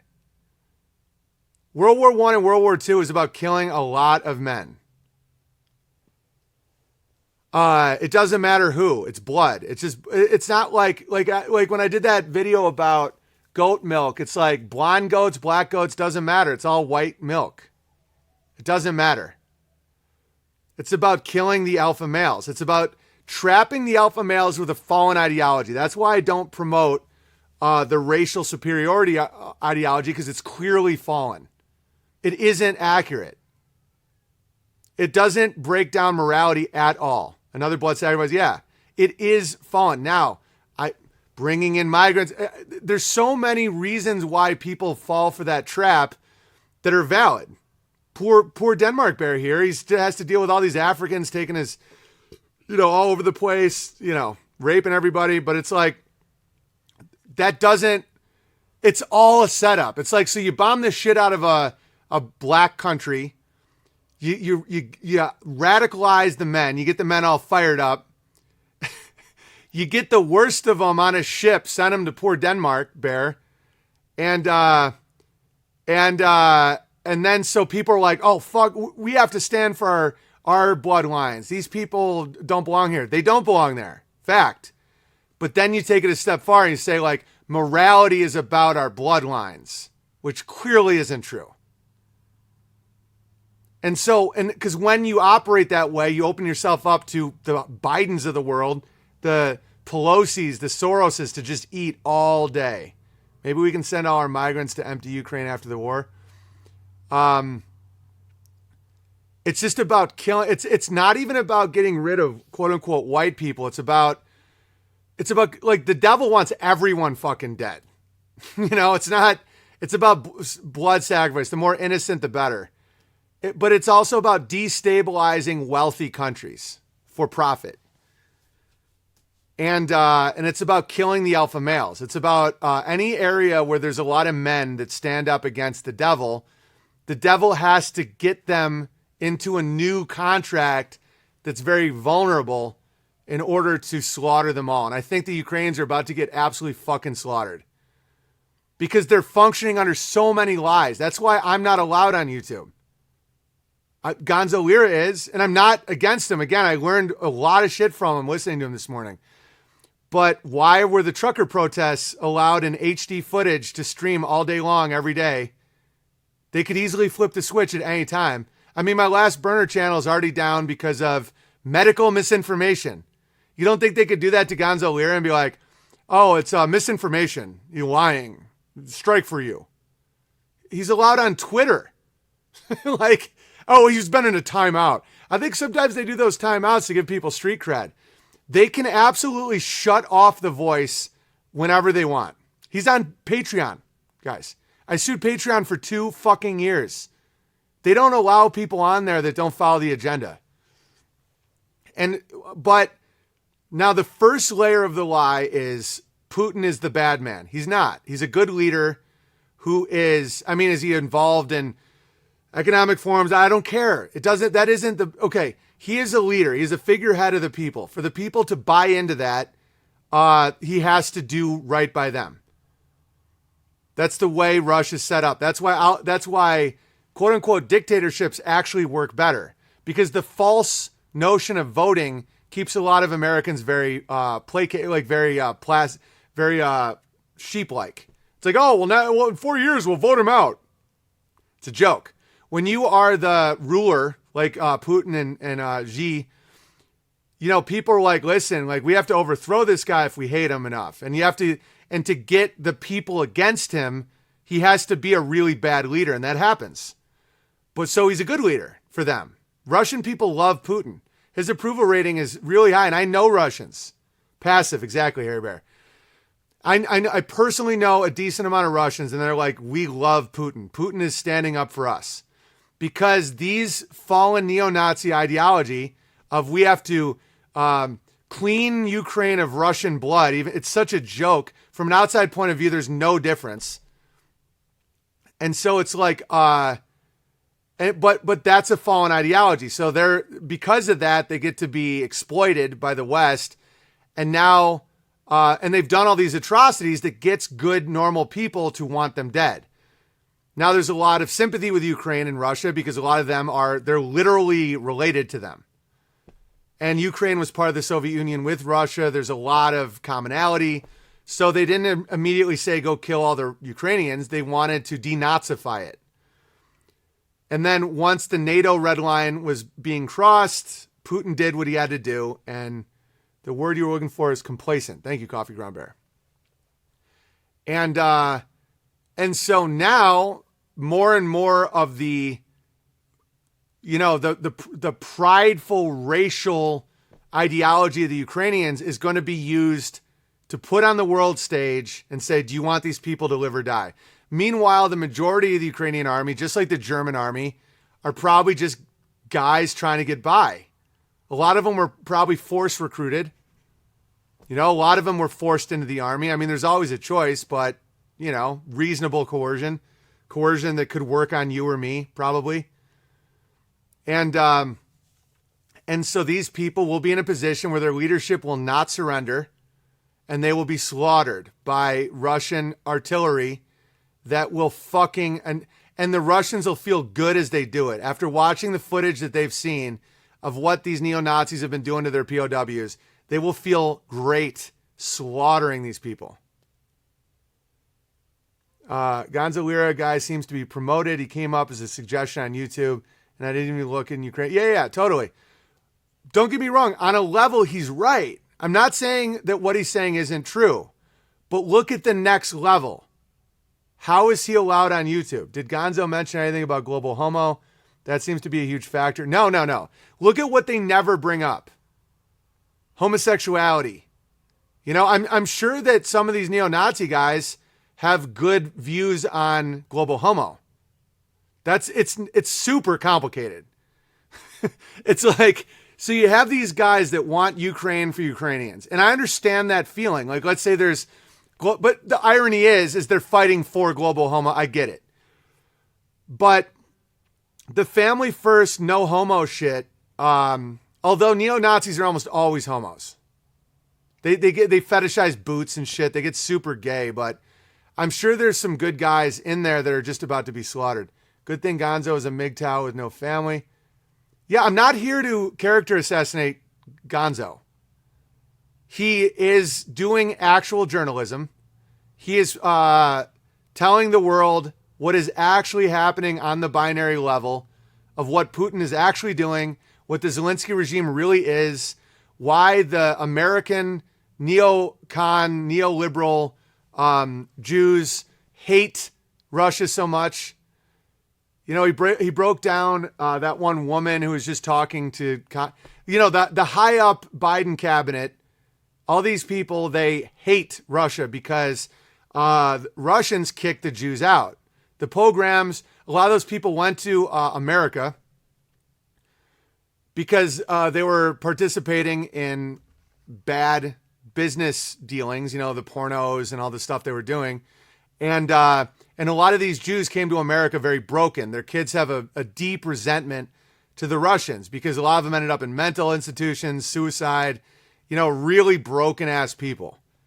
A lot of these neocon Trotskyite types, like the Ben Shapiro world, hates Russia because the Russians have an ability of saying, no, leave. They're the banhammer. Going all the way back, Frederick the Great and Ivan the Terrible. These guys have banhammers. They're like, you're not allowed here anymore. Get the fuck out of Russia. And they're like, I'm just trying. And so then they all go to America. They lick their wounds. They can't, their ego won't accept that maybe they deserved it. Russian Jews are a mess, dude. A mess. And I've known a lot of them.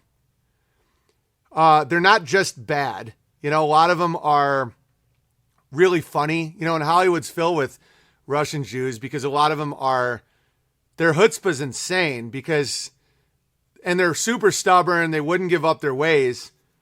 And, but they're broken. They're really self-destructive. A lot of them really self-hating, self-harming, addiction, and they offload a lot of the responsibility to the Russian people because they're like, why did you kick us out? Those people are all dead.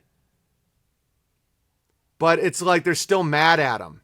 And so that is a weak ideology to just hate a group of people. That's why I don't encourage people to hate Jews.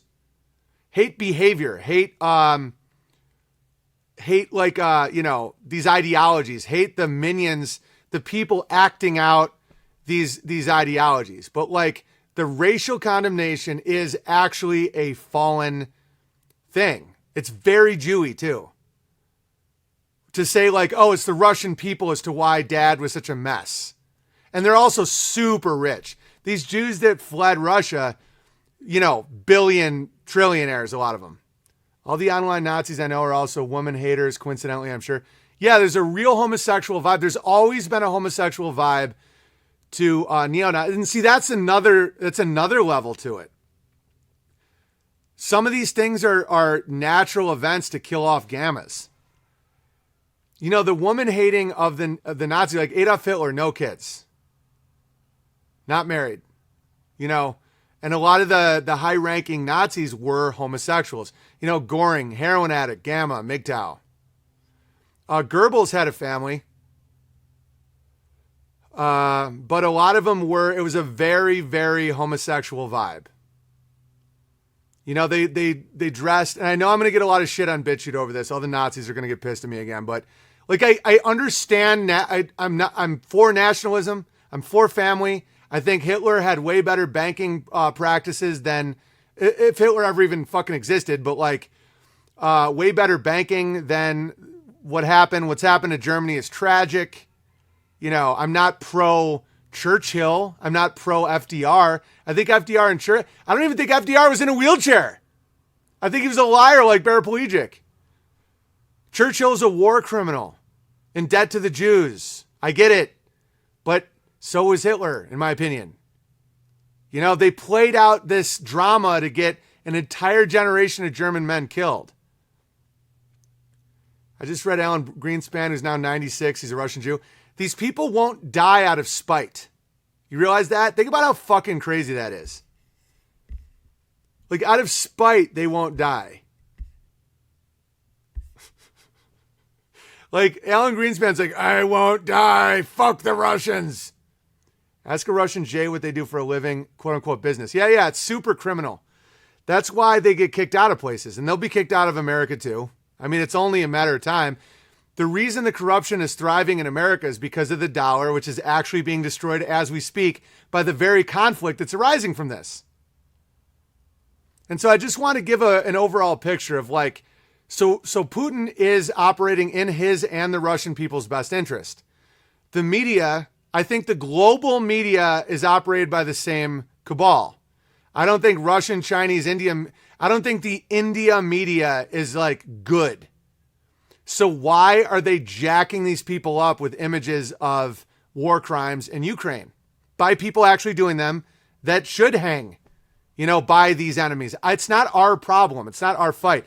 I had one of my friends, this fucking retard, just kept being like, oh, so you stand with Putin? I'm like, I think all these people are actors to dramatize out new deals being offered to the people by banks. I think Putin is operating in his people's best interest more than Zelensky. But I'm not, quote unquote, pro-Russian. I'm pro-truth. And so when you're looking at his actions, they make more logical sense. The Western media is lying. Everything they're saying about the conflict is a lie. The Russians, the Ukrainian neo-Nazis are actually doing these war crime genocide tactics. They have swastikas tattooed all over them.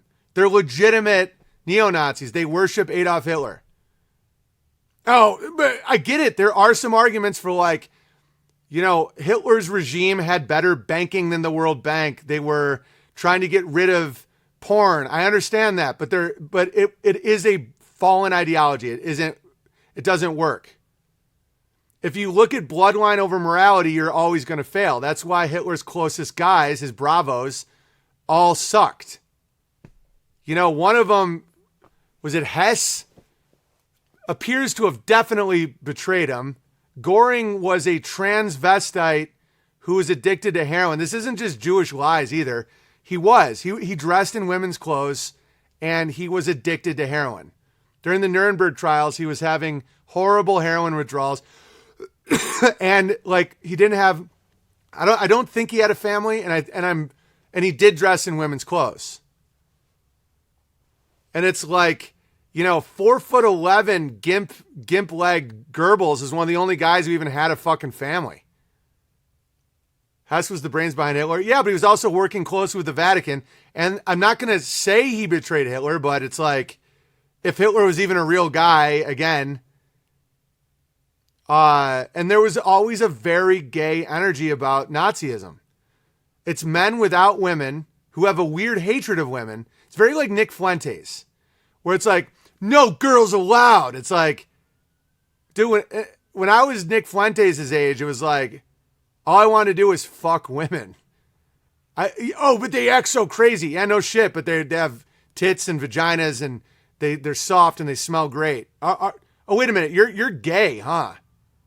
Oh no, we have bigger plans but bigger plans than fucking when you're in your late 20s and you have it's like, what are you talking about? It's one thing if you're married, and I'm not promoting that behavior. You either abandon or kill your kid if you get a girl pregnant. But it's like, they're all about their suits and their ties, their fashion, their boots, just boys being boys, you know, no girls allowed. It's like, Don't get me wrong. Like, we've never allowed women at any of the Ursa Real builds because it's not their place, obviously. But we have, like, women, we have wives, and the men there are actively looking for girlfriends that don't have them. It's not like we're like, oh, dude, women are, men going their own way. Yeah, that's called being gay. Men going their own way is called being a gay man. Women have always been crazy. They will always be crazy. The Western degeneracy is, it makes it easier to get women and then straighten them out and turn them into fucking homesteading wives, It's like they're less protected. It's easier to get a wife now. You don't have to be like approved by 5 brothers and a dad with a gun. They're just walking around on the street with like purple hair. Grab one and turn her into a fucking wife. It's really easy. And so that's why I think a lot of these genocides, what's about to happen to the Ukrainian men, there's a natural element to it. I'm not rooting for it. It's super tragic, but it's like when you're dealing with a bunch of gay Nazis that are like, we go our own way. Nature, God, whatever, obviously everything's under God's purview, but like the natural world has a way of taking out when there's too many gay bucks. And so that's kind of happening. When you got a lot of like very gay men that are going their own way, they're very hostile. It's like women ground men. When you got a wife and especially if you have kids, you're like way less likely to like overthrow the system. That was step by step what I did, BB, says John. Yeah, me too. I met Amy. Amy was drinking a beer on the street with a streak of purple hair in her hair when I met her. She now makes me cheddar cheese and is pregnant with my 4th son. How hard is that? Oh, it might be nice for you, though, with your big cock. She didn't know about my cock at first. It's like Peter Pan and the Lost Boys. Yeah, totally. That's got to be some good Bible verse about bitches be cray. It's not even cray. They're operating properly for their needs. They're a grounding element. They are buzzkills, but they're supposed to be buzzkills. When you see that, like, when they're like, oh, don't do that. Don't, and you're like, man, why are you such a buzzkill? And then you find out that same quality keeps your toddlers alive. You're like, oh, I see. There's a reason why Ukrainian women seek foreign men. Yeah, I think Ukrainian men, a lot of them are gay. I swear to God. Neo-Nazism draws gay men. Because it's a boys' club. It's all about ethnic purity. They're like, oh, I can't be with her. She's a mongrel. It's like, why? Because she's part Irish? Yeah, what a mongrel. All pussies feel the same. Oh, how dare you? You're not looking at our ancestors and you're not honoring. No, you don't want to fuck women because you're gay. That's why. Fact. My one young Ukrainian friend is MGTOW who wants to kill Putin. Yeah, it's like, to think about the excuse of being this like ethnic purist, where it's like, oh, I could never breed with a mongrel. You're gay. You're literally a gay guy. Hilarious. We're not crazy. We're adapting to men's weakness and adjusting accordingly. 100%. Amy is not only no longer crazy because of my adaptation, strength, maturing, all this stuff. All this shit that she used to act like was because of my weaknesses, a lot of it.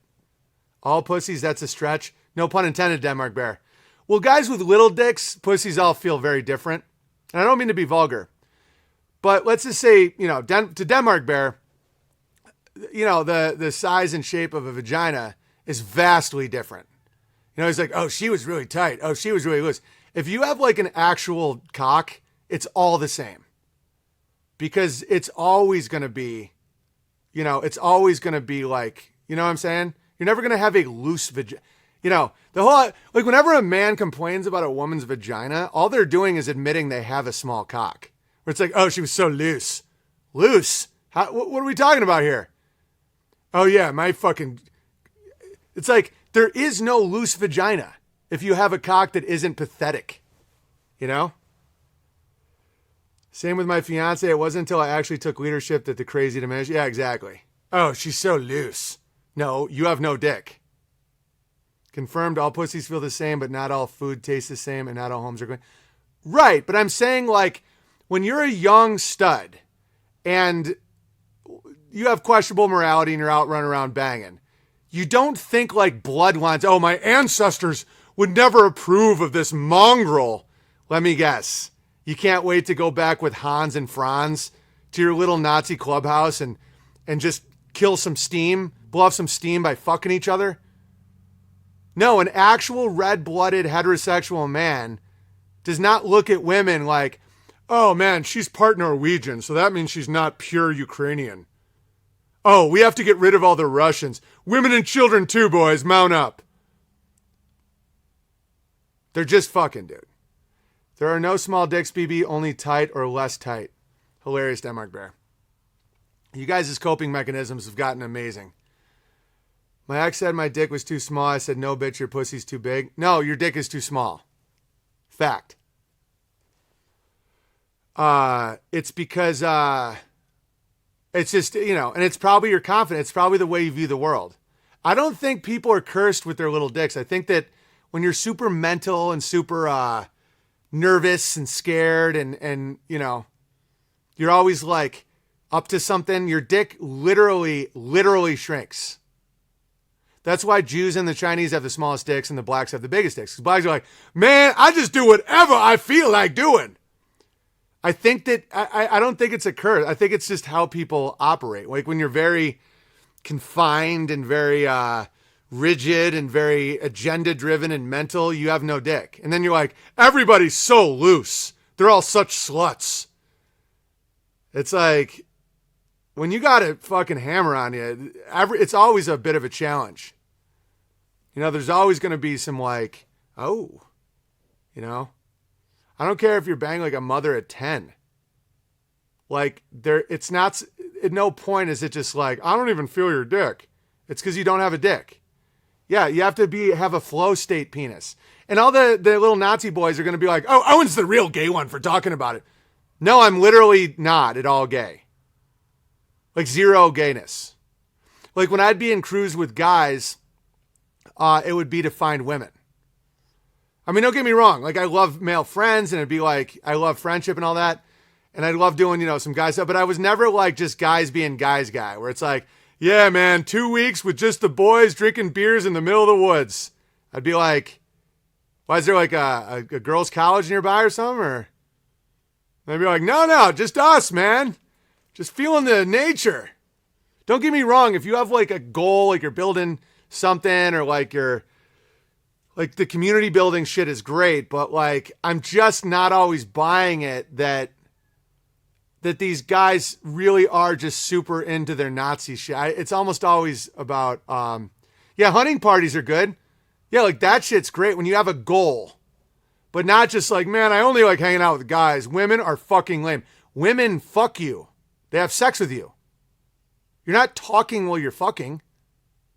You're not like, man, you're not even red-pilled. What are you talking about? It's like, man, I can't date. None of them are red-pilled. When you're fucking, there is no pill. There's no pills. You're not just like fucking. It's like, so you're telling me that 9/11, you think it's all totally, it doesn't matter. None of that matters. It's about fucking, sex, coming, skin. Oh, Owen's super gay. Look at. Literally the opposite. All right. What else we got here? Dear Owen Benjamin, oh, I am so glad I found you 2 days ago. It was so funny because I saw the headline, back from the flu, and that made me click on your BitChute channel. Coddington, you were right. Wow. Zero desire to hang out with the guys unless there's a deer or elk involved. Exactly. Don't get me wrong. It's like when you're building cabins, having a good time, bonding, hunting, fishing. Yeah, but when you're just drinking at Nick Fuentes' house, he's trying to bang you. When you're married with kids, guys, time is great. Like I now appreciate it a lot more where it's like I don't want to be around other women, obviously. But when you're a young single guy did Cod write this letter? Oh my God. Well, it says it's by a woman, I believe. that could easily be COD's alter ego. And today, after the cow, goats, and animal day, you are complaining about, I think it was meant for me. With much love, gratitude for you, Rhonda Gundy. I don't know. Very nice name, but I can't read it. And yes, it is good to focus only your attention on your desires, not the bad stuff. Law of attraction brings what we think about. Only inclusion in this world. I like hearing your explanation. Where attention goes, energy flows. I mean, that's definitely true. Law of attraction shit can get a little satanic when it comes to manifesting material wealth. But there's obviously some truth to it with you know, where your I like where your attention goes, energy flows is pretty indisputable. Big bangs chickens heads in. I don't know. But see, and then they like all that like genocide pretty much requires homos. To kill women and kids, it's like you have to have a hatred for them because you would want to bang the women. Oh no, we have to keep their bloodlines. Listen, I know I'm talking about some dark shit right now, but like it's gay to kill women. You know, if that a heterosexual monster would just be like banging all of them. And I'm sure it wouldn't be consensual. So I'm not promoting that. But killing women and children, it's like, it's a very, very gay vibe. And it's like, oh, we have to keep the bloodlines pure. It's like, so you're telling me that you don't want to bang that chick? Oh, no, the bloodlines has to go in your anus. It's like, oh my God. And dude, all of the Nazi gear was designed by Hugo Boss. Like they were literally gay guys. I've always thought genocide was gay. You know, natural genocide's cool, where you just outbreed another group. The genocide of God, I think, is awesome, where it's like sinful people don't procreate. That's great. I'm all about that shit. But to actually like want to kill a woman and not bang her is fucking gay. You know? Like if you're going to be that much of a monster, I don't know. Oh no, we're purifying. You can't tell a Russian and a Ukrainian apart just by looking at them. And there's no way, if you're looking at like a really attractive Russian woman, you're like, we got to kill her and do it. I know it's hard, boys, but we got to kill this bitch. It's like, sounds like Genghis Khan's base. Yeah. I mean, yeah, it's like, there's no reason to kill women.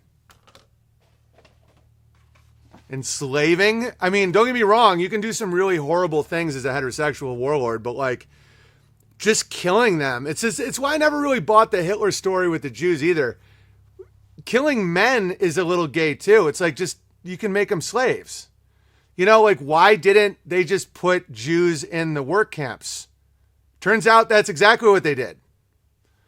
Because I used to be fascinated by it. I'm like, it requires so much hatred to kill your own slaves. You know? Killing them is a waste. It makes no utility at all. There's no sense to it.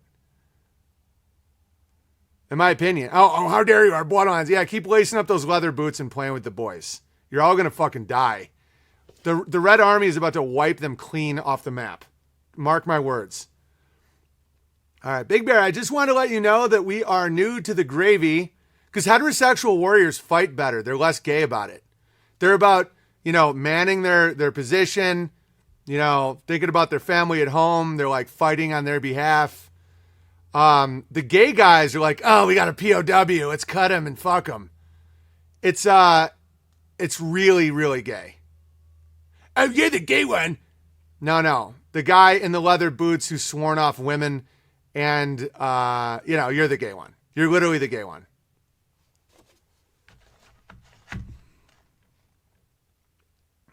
You're speaking the truth and it's appreciated. God bless you and your beautiful family. Can I be officially verified as Star Bear? Welcome, Star Bear.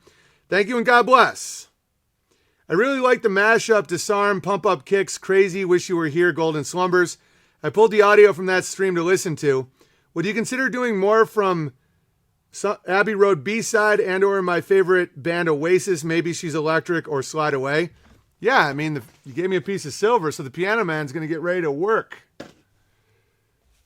Thank you for appreciating me. Plus, Adolfo finally married Eva Braun a few days. He killed himself.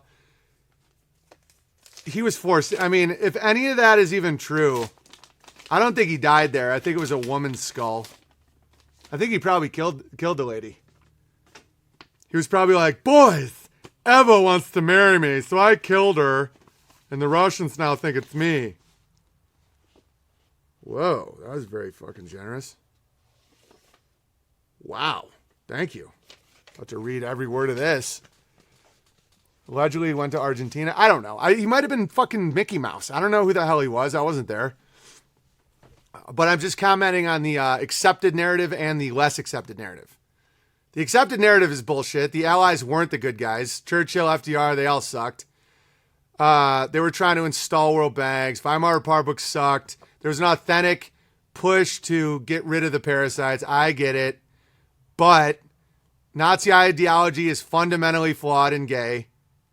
And it just is. I mean, and he was obviously funded by JP Morgan and all these people. It's like, all right. Big Bear, greetings from Oklahoma. Last week I was listening to your stream whilst tending my corner of Bertaria. You were on an epic nigger rant and I was laughing hysterically while planting potatoes. I lingered around the corner, speaker on full blast, and when I returned, still laughing, and you still niggering, across the street was a gas truck in front of a young black man in uniform, stood staring. We made eye contact while you yelled, fucking niggers. We held eye contact for an uncomfortably long time. You kept yelling about niggers, so I took my speaker and I went inside with one thought in my mind. Don't leave the Big Bear too hot too long. Oh my God, this is great. Hitler tried making butt babies. Yeah, and if you get too into Hitler, the Jews win again.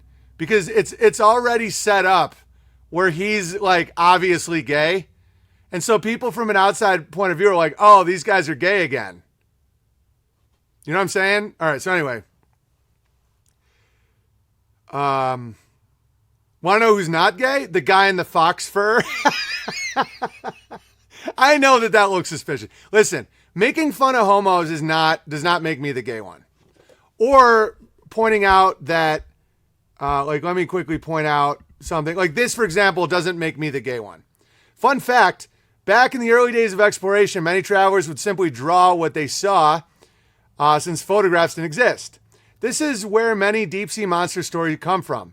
As it turns out, many of these drawings depicted tentacles and alien-esque appendages emerging from the water, giving belief to something sinister lurking beneath. However, many cases it was just whale dicks. Whales often mate in threes, so while one male is busy with the female, the other male just pops his dick out of the water while swimming around waiting his turn. There. That's a thing you know now. So a whale's dick, and they do like have their dick out of the water, like they show it off before they bang.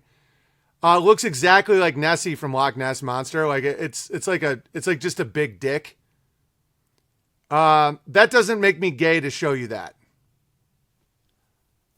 Now, wearing fox fur, again, I think it makes me look like a warlord, but trolls have fun with that one. I get it. If I'm wearing fox fur criticizing Hitler's leather boots, you have a point. Now, I know that fox fur is great and Hugo Boss is a homo, but like, I'll give you this. I'll give you it that, okay, pointing out whale dicks and making fun of homos is not gay. Wearing fox fur puts me in a category where I'm open for more criticism. Although, wearing predatory animal fur is legendary. Whales never complain about loose vaginas. Right, exactly. Oh, she's so loose. No. No, it's just various levels of tight. I'm telling you, anybody with a functioning cock internally laughs at men who complain about loose vaginas. Because you're only admitting that you have no cock. That's all you're doing. And everyone knows it. Tailoring makes the gay, allegedly.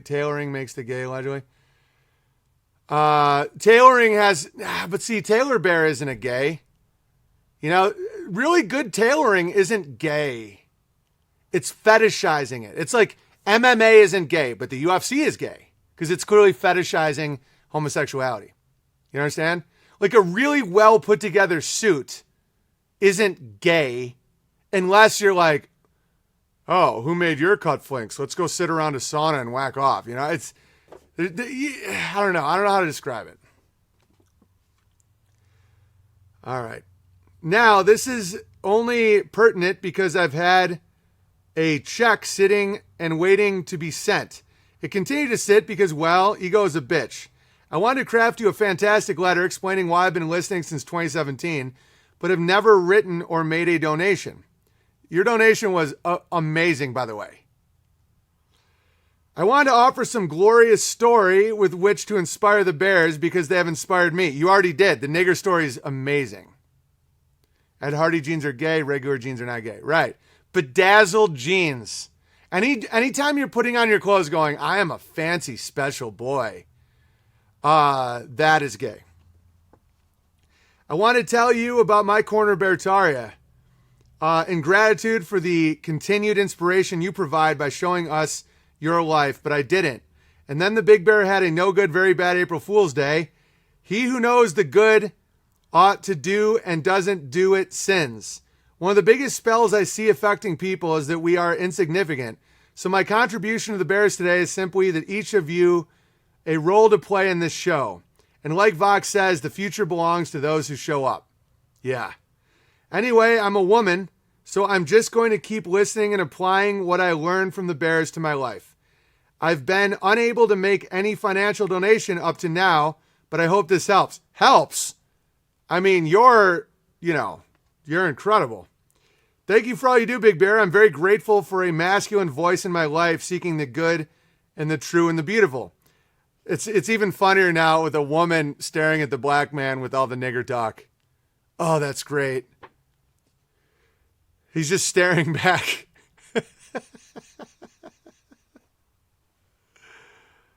Oh. I've been gallivanting across the interwebs for years, unverified as unauthorized.tv. Oh, unauthorized Sunshine Bear. But I'm starting to think it's a little discordant and combative. If you agree, I'd like to be verified as Honey Butter Biscuit Bear. What a great name, Honey Butter Biscuit Bear. I love it. Your call. After all, you bet 1,000. Oh, also, I need to pay the gay away because I drive a F-150. Always wear boots and appreciate the utilitarian value of flannels and vests. But I want to have as many children as possible. So I think there's hope. Oh, yeah, there's definitely hope. Just stay away from Nazis. Because they're always going to end up being like, I can't breed with you. You're a mongrel. It's like, we look pretty similar. It's like, I found out your bloodline. Part of it is mongrel. So I can't have sex with you. And it's like, really? Now I'm going to go hang out with Hans and Franz and we're going to hate on Putin until we come. Zoolander Nazi. I know. It's like, don't get me wrong. I like homogenous societies. I don't like mass migration. Proximity plus diversity can equal war. I get it. I'm not arguing that at all. But it's gotten very gay. And it is. It's like a lot of guys really have, like, they're always looking for any excuse to not fuck a woman. You know? May the Lord bless you and keep you and make his face to shine upon, lift his countenance upon you and give you peace. Thank you, Big Bear. Hope you can read this. I had too much coffee. P.S. I've been off BTA for a few months, but I missed it and will return ASAP. Yeah, don't get back on BTA. Get yourself start making some babies out there, guys. My wife used to drive a Volvo. Might as well be Volva. You don't think there's some definite, super chatting required when you're driving a Volva? It was the original Subaru. I don't know what this is, but I will show the camera. And then I have a Trivial Pursuit card from 1992. What former Happy Days star turned 47 on October 30th? Henry Winkler. What John Steinbeck novel made it to the movie screen again in 1992? Grapes of Wrath? No, Mice and Men. Fuck, sorry. What is this about? What huggable purple dinosaur was a hot Christmas toy in 92? Who is that little pedophile? Yeah, Barney. What baseball owner was accused of having once referred to Eric Davis and Dave Parker as her $1 million niggers? I don't know. Legendary guy. Marge Schote. Nice. What U.S. neighbor voted no to a new constitution in October? I'm guessing Canada. What Florida city's I-290... Oh, so basically it's a nigger card. Thank you. What baseball owner was accused of having once referred to Eric Davis and Dave Parker as her $1 million niggers? I mean, she probably fucked them, you know? I'm not... That's the thing, is like a lot of blacks, they'd be like, oh yeah, you can say, if you can't say nigger, it's like they don't respect you. Of Mice and Men was Hitler's favorite book. Is that true? You wanted to just pet the rabbits, pet the bunnies? All right. Hi, Big Bear. I've been watching since the White Claw days. After seeing your interview with Jesse Lee Peterson and enjoyed watching your flat earth journey at that time. You were also starting to talk about Vox a bit, and although it was somewhat familiar, you really got me into the Darkstream. Yeah, Darkstream's awesome. I listen to all I think he does it. It's one of the many reasons to join unauthorized.tv/feedthebear is Vox's streams are great. Volvos are gay too. Ask my neighbors, is comfortable bear. Yeah, they're vulvas. All right, more recently, I've enjoyed listening to Crow, another great recommendation. I was aware of the Lunar Wave video, but the PMA and other topics he addresses are very fascinating. Your recent streams have been extremely hilarious, especially the SCOTUS one. I could not stop laughing. A bit about me. I'm about 4 months older than you, 21 Rogans, and unfortunately still not married, nor do I have children. But you see it as unfortunate. That's all I'm asking for. I'm not saying you have to not be a homo, but like you don't sound like a homo to me. You sound like a guy that, like, swearing off women is gay. It's gay. Not finding the right one yet, having to readjust your views or your game or whatever, totally understandable. It's a crazy-ass world out there. But to be like, women are the problem in the West. You don't know, Big Bear. You didn't know. It's like, you don't know what the courts will do to you. The courts will rip you to shreds. Okay, well then you just start fucking another one. No, they hurt you emotionally, though. Your emotions will never be the same once a woman leaves you. And then but see, then you can just fuck another one, though. What do you mean? I'm not attracted to them. I mean, why would you want that? That's ew, grody, Nick Fuentes. All right. I've always excelled at everything except relationships, and I suspect would be considered an omega. I get along really well with omegas. I am, however, making drastic changes to my life, and maybe Sigma is obtainable. No. Don't try and obtain another status. You are an omega, and omegas can get wives and kids. Paul from Pockets of the Future is an omega, and he has 4 kids. Well, 3. One died, unfortunately. But omegas can absolutely have families, except what you are. You're an omega. You might one day be able to be a delta. Sigma is like you get pussy thrown at you your whole life. Most people don't understand what that world is like. Where women look at you like a breeder. Oh, how dare you? I'm a Sigma. Just women don't know it yet. No. They look at you like, will you come in me? Oh, you're being disgusting, Big Bear. Oh my God, he's being so vulgar. No, I'm not. I'm literally telling you the truth. And if I don't do it that straightforward, you might not understand. If women haven't just been like, no, come in me. Like you're not a high-ranking man.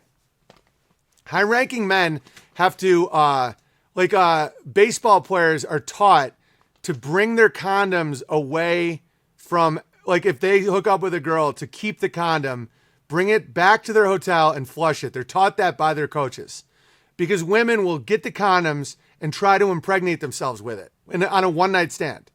Think about that. That's not a world you're ever going to live in, and that's fine. Gamma's retarded. Yeah. All right. If I reorder my priorities, no, Delta is attainable, but Omegas are still cool. I mean, I like Omegas. Omegas are pretty much outside the social sexual hierarchy because of low social sexual status. Some famous Omegas would be the Unabomber was an Omega. You can be extremely smart, but you're just kind of like not even in the market. I don't know if Tesla was an Omega or a Sigma. I can't figure it out, or if he even existed. But like, so you don't have to be like, you can be an extremely competent guy. And a lot of Omegas have done some really amazing shit, but they're not in the hierarchy. Isn't Paul from Pockets Omega? He's the definition of an Omega. I spent my 30s traveling, not necessarily to find myself, as the cliche goes. Mostly it was just something to do. Yeah, it's an Omega move. Yeah, Ted Kaczynski is an Omega. Well, I met my interesting people and made friends across the earth. I'm still looking for someone to grow with. When I was young, I always enjoyed taking things apart and learning how they work. I took an interest in computers and was, yeah, you're probably super smart. A lot of Omegas are fucking smart. No, Elon Musk is an alpha. Or just a complete character designed and created. Hunter Biden is actually kind of Sigma, yeah. I know it's tough to admit because he sucks, but like just pounds, and he's like, has his own morality, does his own thing. Okay, 007 is a Sigma. You know, Sigmas are kind of weird. Vox is a Sigma. Sigmas are kind of fucking weird. Hannibal Lecter Hannibal Lecter could be a Sigma. You know, there's you know, Sigmas are interesting cats. Elon Musk is Asperger. Well, he's the head of a bunch of companies, and I just think he's created. I don't think he's like a real guy. Gandalf is Sigma. Gandalf is a Lambda. He's a homosexual. Vox calls Hannibal Lecter a Sigma. Yeah, he's high in the social sexual. Yeah, I mean, it's like high status, fucking weird and outside the hierarchy. It's weird. Or just insane. Well, insane is a relative term. I think paying money to go into a black box to have MK Ultra images scare you as you shovel popcorn into your fucking mouth, I think that's insane. I think most of life is insane. Sane and insane just have to do with compared to what? I'm sure Hannibal Lecter had a lot of good arguments. Sawyer and Lost is a Sigma. Yeah, exactly. Yeah, you're getting it. And the other guy, Jack, was Alpha. Just always leading, always commanding. Han Solo Gamma, right? Kind of Sigma. I don't know. Him and he got a lot of women liked him, and he did his own thing. I don't know. I don't think Han Solo's a Gamma. He wasn't trying to be Luke. Matt from Quantum is an Omega. Yeah, a definition of an Omega. A lot of monks are Omegas. Beta is in a binary. Alpha, beta. Like if there's an alpha, beta binary, I'm alpha. If there's a full social sexual hierarchy, I'm a high-ranking Bravo. I don't like being alpha. I'm typically treated like an alpha, and my job is very alpha. But I prefer to be around an alpha. That's why I like a lot of second-borns are typically Bravos. If you have a strong older brother, like Coddington's a Bravo. It's like dudes with strong older brothers grow, and nobody treats me like a Bravo. Everybody treats me like an alpha, but like my instincts will always be Bravo. I will always look to. I feel the most comfortable with a stronger male. You know, like when I was touring with Vince Vaughn, it was like heaven, because he was the alpha. When I was like working with Adam Sandler, he was the alpha. It was great. Unfortunately for me, the world doesn't have very good alphas these days, especially in my line of work. So I'm a situational alpha. I'm almost always alpha, but it's not my preference. Alpha is exhausting. Yeah, I don't want to be alpha. You know, it's like gammas all want to be alpha, but they can't because everyone hates them. And then when they get it, they destroy whatever they claim to be in charge of. Alpha is like, I don't know. It just isn't. I don't like telling people what to do. John Wick is an omega lesbian. John Wick is like sigma or gamma. I mean, I see him as like a gamma gay at this point, but you could argue he's a sigma. But I mean, he way overreacted to that dog. But I guess the sigma could do that. I mean, he has his own internal morality. I don't know. My favorite place to be is on a sports team with a great coach. Me too. I've always thrived when I was around a strong man. Like my sophomore year in high school, Mr. Minch, my football coach, and my social studies teacher, it was like one of the best years of my life.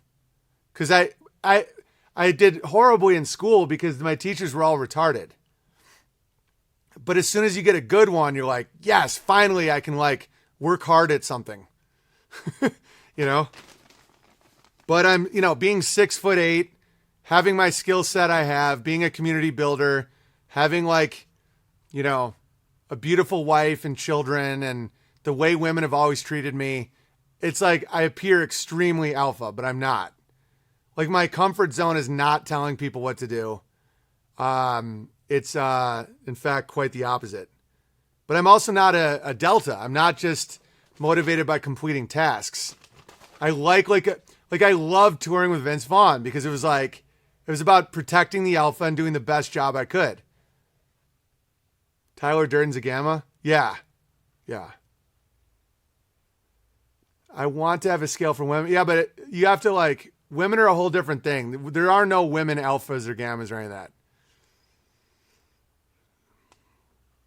Well, I have numerous stories about how I've observed this effect. Far off locations such as Fiji, I will leave them for a later letter. What am I reading at? When I was young, I always enjoyed taking things apart. All right, when cell phones became somewhat affordable in the 90s, I had one for a few years, but was convinced about the brain cancer theory and ditched it. I switched to using internet phone service like Skype or Google Voice, and with even Wi-Fi everywhere, it worked for me. After the iPhone came out, things started to change more rapidly each year. At first, it was a novelty, but each new version and each new app accelerated descent into the abyss. Well, I have numerous stories about how I've obsessed about this effect from far-off locations like Fiji. I'll leave them for another letter. Yeah, you sound super interesting. Keep writing. Oh, is Analog Bear? Nice. I remember. The last 9 or 10 months have been extremely interesting for me as I have been living in a self-imposed homeless lifestyle. Classic Omega. I took off in the old van and a pop-up camper even older than myself last June. I traveled the north woods of Minnesota, Wisconsin, and the Upper Peninsula, staying for free in the state national forests. Just myself and nature. Yeah. I'm too social for that. That's an Omega move. Or Sigma. My uncle is a Sigma. My uncle Ron, who hunts, you know, Cape Buffalo in Africa and has traveled the world. Like he could live in he once got hepatitis, probably from eating some fucking monkey or something in Africa. And he was alone in a cabin for 4 months. He thought he was dying, but he was just going to sweat it out. And he did. That type of behavior is more sick. But he's like very high in social rank. So he's a Sigma. He's always had a lot of women in his life, but always did his own thing, always disappears, always, you know, very interesting human being, but, you know, definitely has his problems. What are some Sigma traits? Sigma traits, they appear alpha, but they're outside the hierarchy. They're not like, they don't want to lead men. They do their own thing, but it's Sigma and Omega are very similar. They're like Ted Kaczynski and 007 are similar in a weird way. It's just how women look at them and how men look at them is different. Like Sigma's men want a Sigma to lead them. Women want to have sex with Sigmas. But the Sigma isn't into it really. They're like doing their own thing. Alphas love when people want them to lead. Like if someone looks at an alpha like lead me, they're like, yes, I can feed. Omega is a quiet Sigma. No, you're not. No, not at all. A lot of Sigmas are quiet. It's about how women don't want to have sex with Omegas typically. Men don't want to be led by Omegas. Like an Omega, very few men are like, lead me. Like, tell me what to do with my life. Very few women are like, put your dick inside of me. No, Sigmas can be very non-social. It's about how people react to them. Sigmas, women want to have sex with and men want to lead, but they don't. But they're not motivated by being in a hierarchy. They're the type to go to a national forest. Like the difference is an Omega would be in a national forest alone, living on the land, doing his own thing. But if he came across a woman, the woman would want to have sex with him. Tom Barnett is pretty Sigma, in my opinion.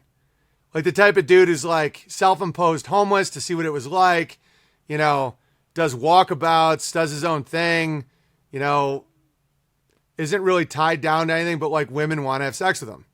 Men like listening to him. Omega's like Ted Kaczynski was right about everything and nobody wanted to listen to him because he was so fucking weird.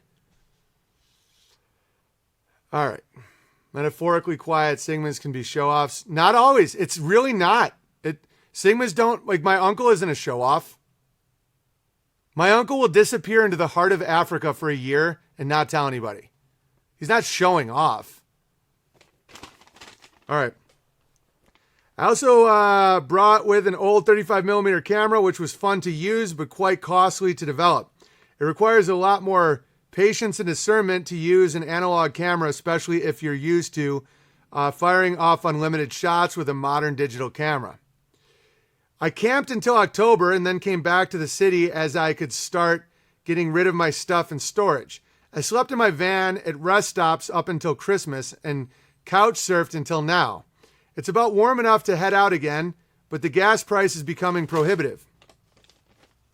I'm seeing my path now is to distill my possessions and experiences down to bringing completion to my past life and start fresh. I'm often thinking about what Jesus said about selling all that you have, give it to the poor, pick up your cross and follow him. That's all. I love Analog Bear. That's great. Therefore, I tell you, do not worry about your life, what you will eat or drink, or about your body. What you will wear is not life more than food, and the body more than clothes. And the body more than clothes? Anyway, I've included a very interesting 1921 German Not Gold, which I hope can pay away any gay needing a dressing. I believe that's this. Probably some form of trickery from the Germans. I've also included an interesting 1992 Trivial Pursuit question card, which still allowed the use of a particular word we are all fond of saying. This is my official request to be verified as Analog Bear with all the rights, privileges, and honors pertaining. Cheers, BB Analog Bear. Cheers to you as well. Okay, here's Analog Bear would not be offended by how I'm describing Omegas. Only Gammas get offended by that. Only Gammas want unlimited sex, and no one wants to give it to them. And Omega would be like Matt from Quantum Conscience. If I was like, yeah, women aren't exactly throwing themselves at him, he'd be like, I know. He wouldn't be like, oh no, it must be nice. Oh, I definitely get pussy. He'd be like, yeah, no, I have cats. I know. Gammas are the ones that are like, Owen talks about all the pussy he gets. Must be nice. He's bragging. Oh, try to be more like Christ. Oh, you have so much pride. Because they want it. It's so simple. It's like, because they want to have that, but no one wants to give them that. Oh, you call yourself Christian and you're bragging about all the pussy you once got? It's like, I'm not bragging. I'm telling stories to help young men understand life better. I love being monogamous with Amy. It's one of the reasons, I'm not an alpha by nature. I've grown really fond of monogamy. A lot of alphas have an extremely hard time with monogamy. I don't at all. And me saying that isn't like a gamma would be like, oh, might be nice. Might be nice. Oh, they're like terrible. And there's so many gammas in our entertainment world and in our culture that a lot of people just think that that's like normal behavior. And it's so stupid. Starting to think Pam is his palm. No, he has a companion named Pam. I don't think they ever fuck. And I think he takes care of her cats. Envy defines gammas 100%. I'm not envious of men right now that get tons of sex. I think it sounds exhausting. And I think that a lot of them appear to be lost. Like when you look at like a lot of these alpha type men, like the men that are hiding their condoms from their groupies, to me that sounds like a terrible life. Can an alpha be monogamous, or is it always just a matter of time? I don't know. I don't know. I'm sure everyone can be monogamous. I just think they battle it really hard. I don't even have to battle it. I don't even to me, it sounds exhausting. I think leading people sounds exhausting a lot of times. And turns out I'm really good at it and I do it for a living, but it's like alphas feed on it. Like a new sex partner to an alpha. And I used to be like that, but I'm not anymore. A new sex partner to an alpha is like their food. Like being in love, having a family, that doesn't change anything. Because I used to be like that kind of. But it's also the same for like leading people, having people listen to them, having people do what they say, being in charge of things. I'm like, ugh. The thought of me just being with another woman isn't appealing to me. That's a Bravo characteristic. It's not an alpha. Alphas never get enough. That's why like Arnold Schwarzenegger right now is trying to fuck strange women. There's no rest for these men. Alphas don't have to try to lead. No, but they like it. I don't have to try to lead. Everywhere I go, people do what I say. I'm not bragging, gammas. Oh, maybe not. I'll brag much. Look at my life. Look at my life.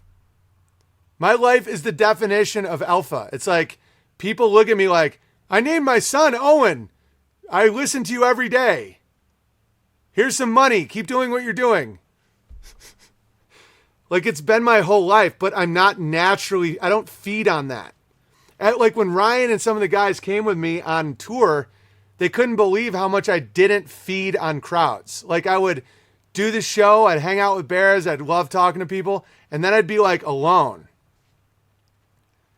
I wouldn't like be partying, or I wouldn't be like, I would be like alone a lot. And I remember Ryan would be like, it's nothing like I thought it was going to be. Because like alphas are like feeding on energy all the time, I'm not against it. It doesn't drain me, but I don't feed on crowds. I'm just good at it. I felt like an alpha when I was in high school. I loved leading the drum line. Now I have no interest in giving direction. Yeah, but you still could have been a Bravo. I was a captain of most of my sports teams. As a freshman in college, I was a captain of the Plattsburgh lacrosse team. And I didn't even start. I'm not an alpha. People treat me like an alpha. But I'm also not a sigma because I like hierarchies. I like social structures. I'm not just like, And again, we don't need to keep talking about it. It's like a lot of people gammas usually get super obsessed with it. It's good to know the hierarchy to understand why people treat you like the way they do, how you can treat other people. Like, how you treat a delta is different than how you treat a gamma or a Bravo or an alpha or an omega. I happen to really get along well with omegas because I do a lot of the talking that they don't usually want to do. And they just find me funny and stuff. And I understand them. I understand wanting to not be a part of shit. I get it. Yeah, but that's Plattsburgh. It's not my point. I wasn't dominant on the team. It wasn't like a Syracuse or Johns Hopkins or anything, but I wasn't even like a starter and I was a freshman and I was a captain. That's crazy. All right. Hey, Big Bear, Tangible Bear here. Hoping this letter finds you well. And as always, thanks for all you do. This community has shown up in a big way right when I needed it the most.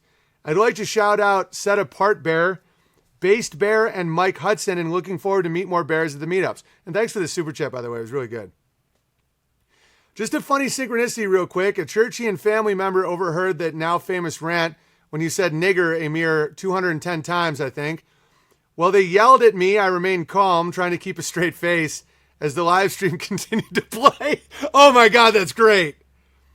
I tried pointing to him to all your links and channels so he could make a more informed decision about who you are and what the community is all about. To no avail, might I add. But my signed copy of the Beartari Times magazine showed up very next day in his mailbox. Life is hilarious and beautiful. Thanks again. May God bless us all. Respectfully, Tangible Bear. The fact it was still playing is super funny. Iron Man Bear, I get it. Freshmen are rarely captains. Yeah, and I wasn't even that good, and I quit like a year and a half later. So it's like I'm not suited for captain. It's just people are like, oh, people gravitate to him. They do what he says. He's our leader. And the fact Tangible Bear will continue to listen will drive that churchian nuts. Oh yeah, the churchy will end up liking it unless they're a Gamma. But Gammas are some of my biggest fans. They listen more than anybody. They're like, mount up, Patriots. You know how much we hate Owen Benjamin? Well, I've just listened again to another 3 hours, and I've cataloged every single thing he said, and now we're going to say how much he's terrible. Well, you know, Fly on the Wall would say you're a very, very loyal, dedicated fan of mine. You just won't admit it because you're gay and you're not good at admitting things. Thank you for the super chat and a piece of silver. Oh, it's a moon. That's awesome. Look at that. That's one of the coolest fucking things I've ever seen. Because I associate silver with the moon. Whoa, I love it.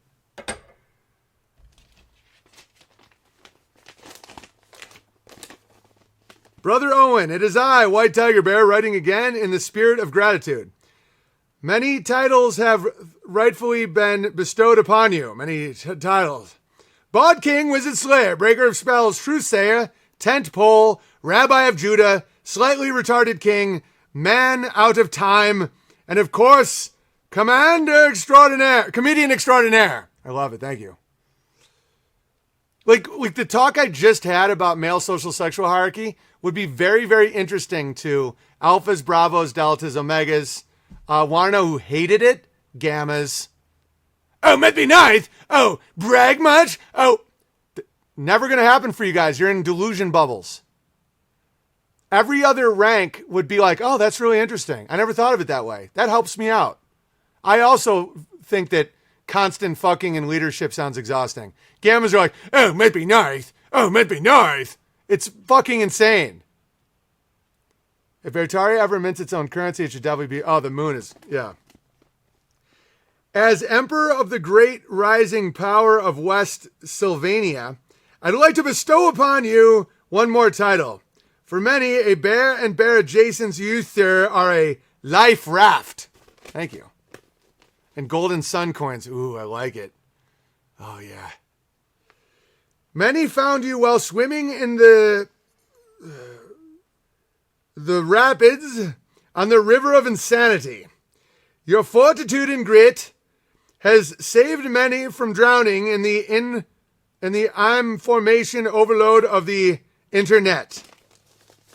Thank you, White Tiger Bear. For this work of yours, I believe the Almighty Creator is well pleased with you, and I pray for this blessing to fall upon you and your family. Thank you. As a young man from age 16 to 30, I was a touring musician playing in various punk rock, folk, bluegrass, and general rock and roll bands. This period, oh, by the way, Rebecca Bear, if you're concerned about your husband, I wouldn't be. Amy used to be super concerned about me. It's not a worry you should have unless there's actual behavior. Amy always thought it was going to be a matter of time for me, given my past and my status and the way women treated me and my, probably, I don't know if that's what you're asking about, but if you talk to her now, she never worries about that. And she did used to worry about that. She used to literally think it was only a matter of time until I just started fucking. And I didn't. And I don't. And I don't even have the desire. Like, I don't even talk flirtatiously with women. I'm never alone with women, and I don't miss it. Thanks, BB Hajino. Because I'm guessing as a very pregnant woman and, your husband looks like a bit of a stud.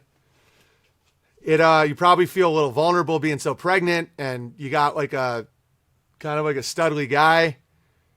There is a path where the dude just doesn't do that.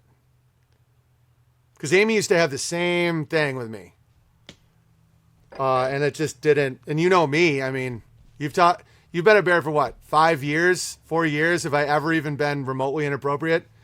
And I bet Amy used to be more worried than you currently are.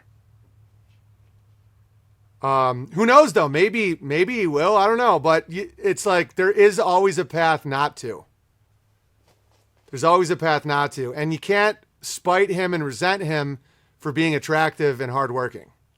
Like, what makes women like him is what makes you like him.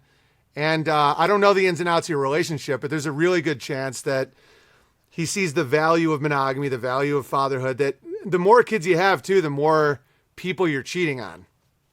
So a man with a wife and a kid is less likely just fatten him up.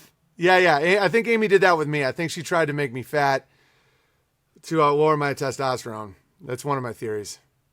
He just turns it into muscle. Yeah. But the more kids you have, the more they're cheating on. Like if you can cheat on a girl easier than you can cheat on a girl and a kid and a girl and 2 kids and a dedicated mom and your kids. I mean, it gets to a point where you got to be like a psychopath to, women are always jealous, but they can't let their reactions be constant and outrageous. Yeah. Or else if you always act like it's only a matter of time for him to do it, it increases the likelihood that he's going to do that. I think that black people are similar, where if we always act like it's only a matter of time till they'll steal, rape, kill, they're like, man, I'm just going to do it anyway then. Amy's running a sourdough shop. I mean, she's been pumping me with food since we got married. And it worked.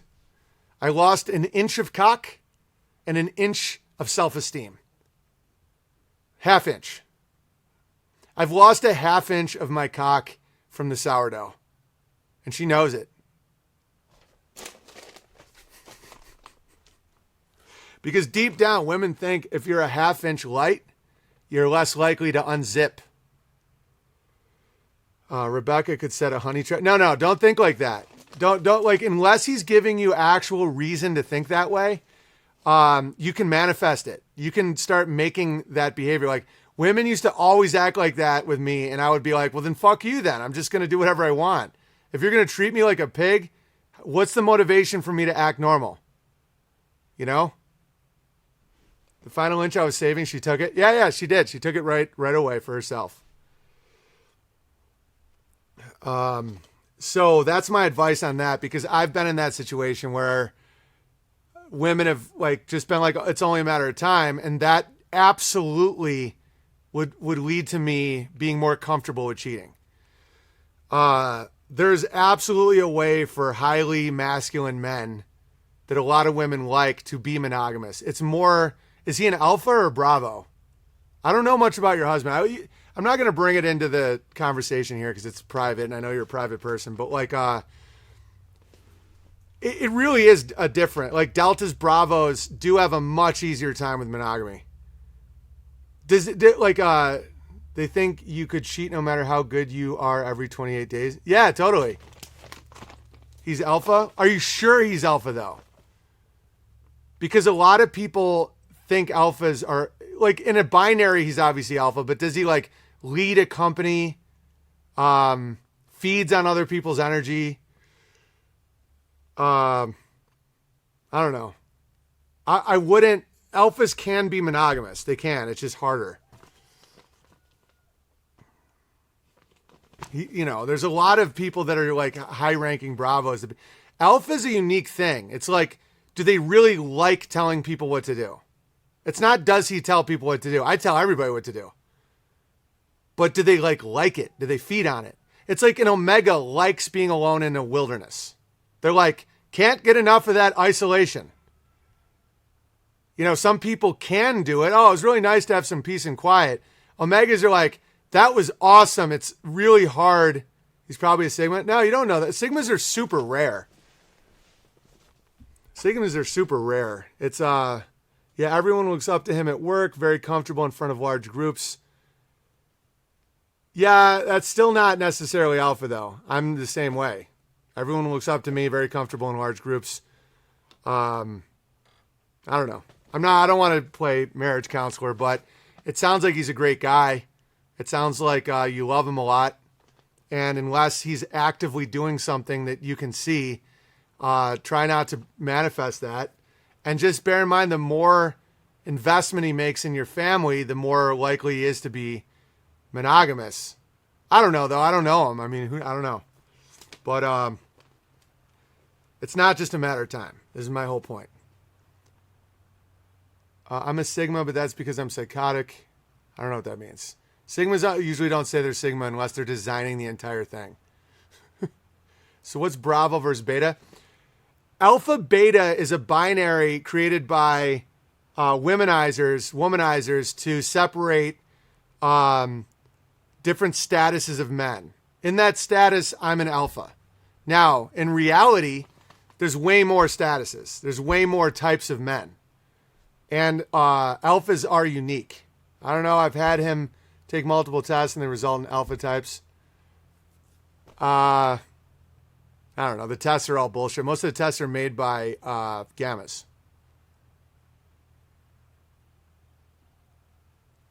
Does he love that or good at it? Yeah, he might be an alpha. I don't know. I mean, don't get me wrong. Alphas are good to breed with. They'll provide strong genes. It's like they do battle that shit. Like a friend of mine here battles it like crazy. He's like politically active, handsome guy, business owner. Battles it. Has a bunch of kids, battles it. And it's like a genuine battle for him.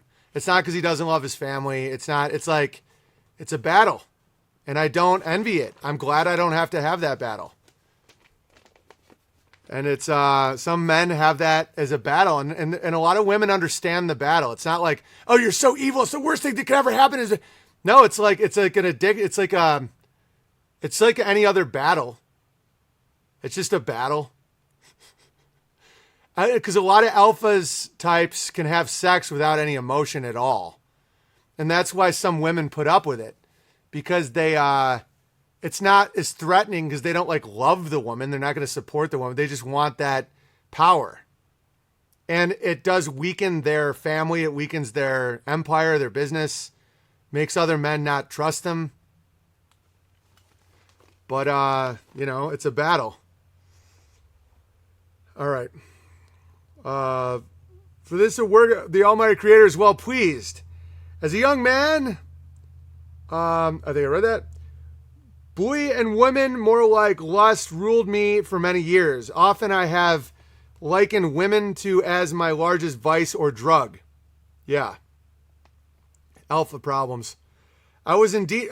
dude, gammas get so mad. Oh, it must be nice to have sex as a drug.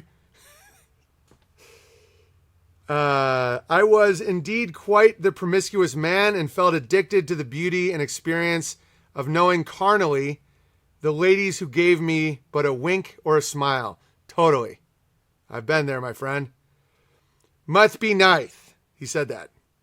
After coming back to faith and submission to God as a single man, celibacy was the path shown for me to travel until the time God were to see me lit to the provided one of his daughters as a wife and a responsibility.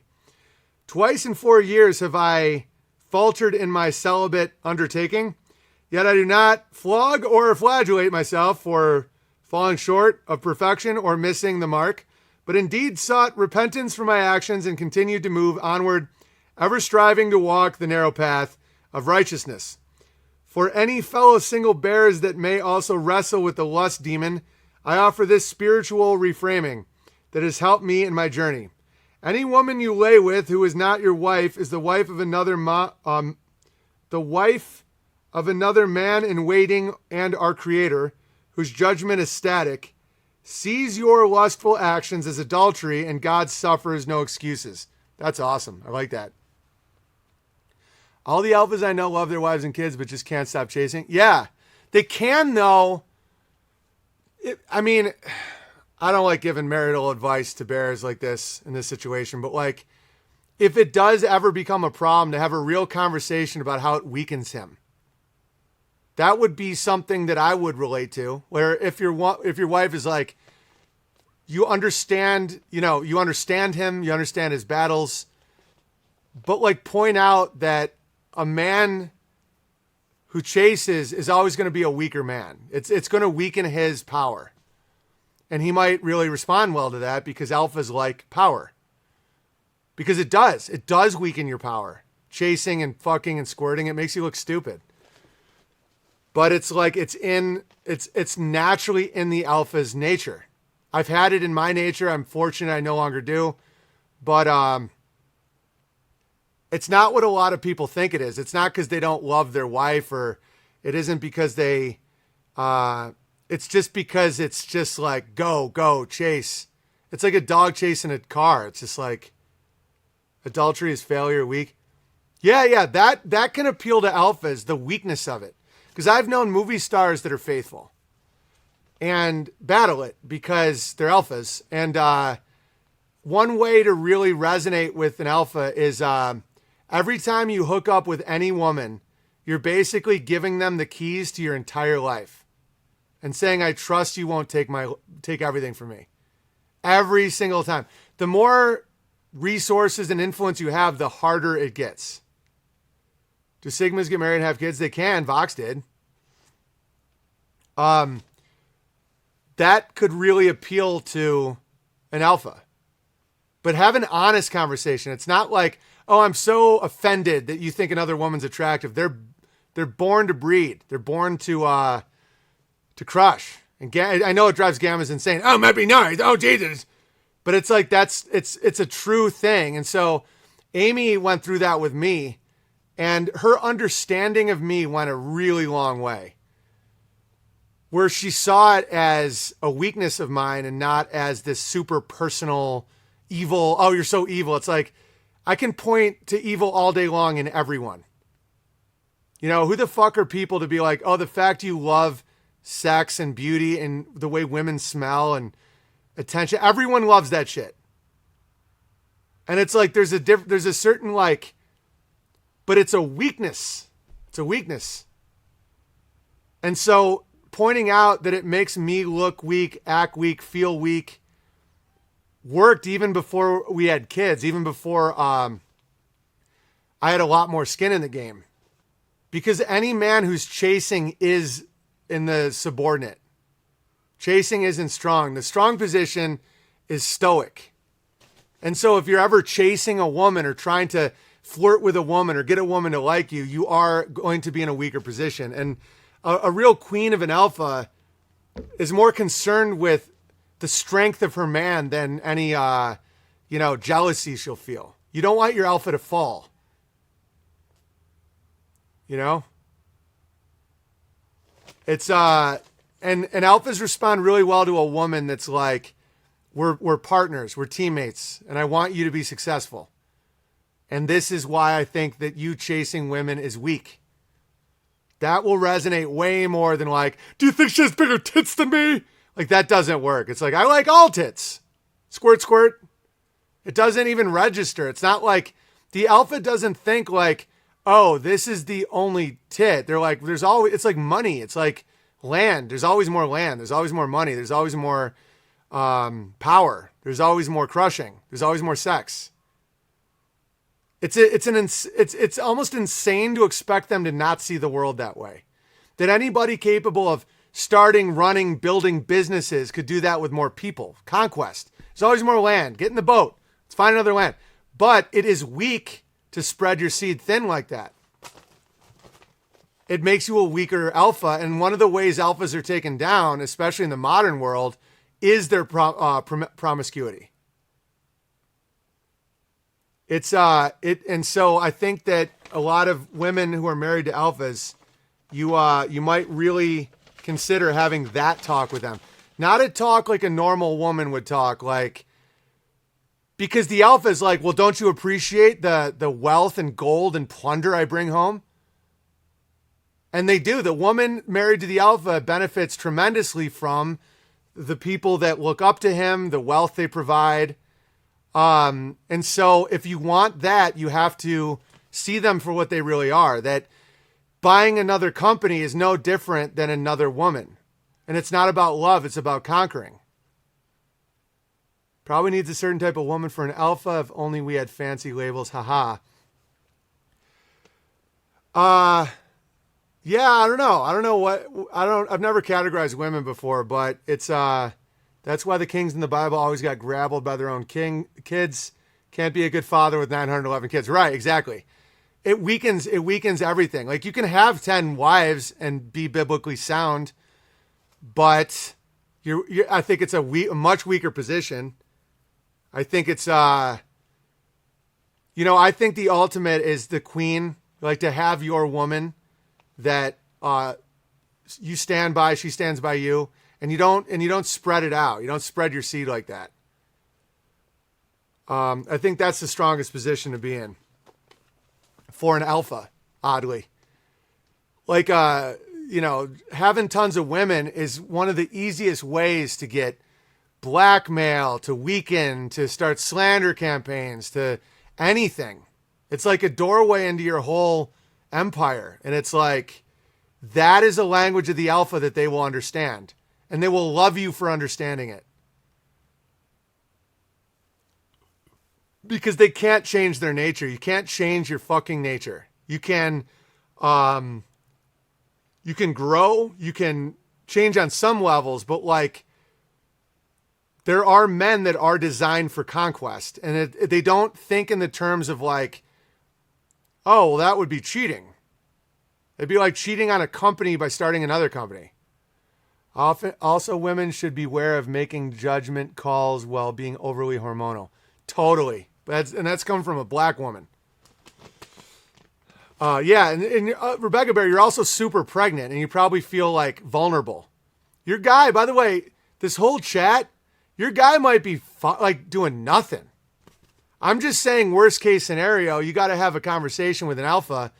This is the more effective way of doing it. You can resist your nature, just not change it, or redirect your nature. Redirect your nature with like conquest, intimacy, all these things does not have to be sexual. It's like I used to do stand-up about replacing porn with conspiracy videos, and it's a funny joke, but it's also totally true, and it worked. It's about replacing one thing with another, but your nature, my nature to dig and keep looking at videos and see new things and have stimulation online, that used to be porn categories, like, oh, a new category. Oh, let's see all the videos. I switched it to the moon landing, and it absolutely worked because my nature of just digging online did not have to be pornographic. And so it can be that way with empire building, with alpha behavior. Banging chicks, especially the more moral you get and the more really, really understand that when you put your dick in a woman, you're either going to raise the kid, abandon the kid, or kill the kid. Those are your three options. And if you're not willing to leave your wife for that woman, you're looking at evil. And that's reality. And so when you're dealing with an alpha male, the strengths, it's fun being with an alpha male. You get a lot of doors open for you. You get more wealth. You get more status. But you're also going to get a guy that is a hunter, that is a pursuer, that is a conquistador. And it's your job to give him counsel and help him understand himself and not be weak by chasing pussy. but it's not personal. It isn't. And oh, how dare you? It gets more and more personal the more like if they give you children. A woman's going to give you her body, give you children, give you a legacy, give you commitment, quit her job to raise your kids. You give them fidelity. That's the least you can do. But it isn't because you necessarily want to right away. And if women get offended by that, it's the tough reality. It's the truth. It's like a lot of women don't want to carry children. They do it for you. But the more you do that, the more you realize you're not even missing anything. You start, as years go on in your monogamy, you'll look at swinging people and people out on the hunt and they look pathetic. Like imagine having to listen to a woman talk these days in a bar. Oh my God, I stand with Ukraine. And I just, and there was a time when I could totally put up with that shit and be like, oh, just focusing on sex. And now I'd be like, this is fucking horrendous. And then the sex isn't even that great. It's like sex with someone you know and love really well is better. It doesn't really, you think, it's almost like Adderall. Like you think it's going to be great, then you're feeling dirty again. It's like McDonald's. You're more hungry after you eat. Rebecca says, he's wonderful towards me and I don't think he's interested in another, but good feedback. Thank you. Yeah, totally. It's good feedback for everybody. I wouldn't say it if it wasn't helpful to everybody. It's like, it's to better because a lot of men are told their whole lives that they have to understand women, but a lot of women have never attempted to understand men. And it isn't necessarily your job because we lead you and you don't need to understand us as well. But like when you understand these natural realities, you don't get as mad at them and you can actually have a stronger, healthier family. Where I used to do so much stand up about it. Remember like how when a woman wants to know what it's like to be inside a new pair of shoes, even though you have great shoes, that's how we feel about women. And like couples would euphorically laugh because it would take so much pain out of their lives. And those type of jokes and insights help marriage, help stabilize families. And that's why people would pay me to say these things to them because it's true. But over time, you can get to a point where you don't even want other women. But it comes like a thief in the night. I didn't see it coming. I thought 100% I was going to battle promiscuity my whole life. No matter how much I love Damien or how much I love my kids, I'm a hunter. I bang. I crush. And I promise, I swear to God, I don't battle it at all.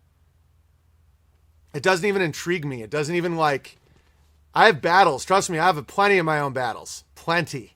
That is not one of them. And it's fascinating. On to another topic of lust, the Pornooth Bail. Let me just close this out because I've done 3 hours. I was only going to do 1 hour today. Hilarious. You are a beautiful and wonderful legend, rare bird to never let go. He knows this too. Oh, about Rebecca Bear? Yeah, Rebecca Bear is quality. But it's like, but what she's asking about, it's quality doesn't matter to, I mean, it's like, yeah, I don't know. You guys understand what I'm saying? It's like, you're like, yeah, but more. But if the queen helps direct her alpha where more is other shit, then they're going to crush. Because sleeping with, women isn't actually an accomplishment, especially these days. It's like a joke.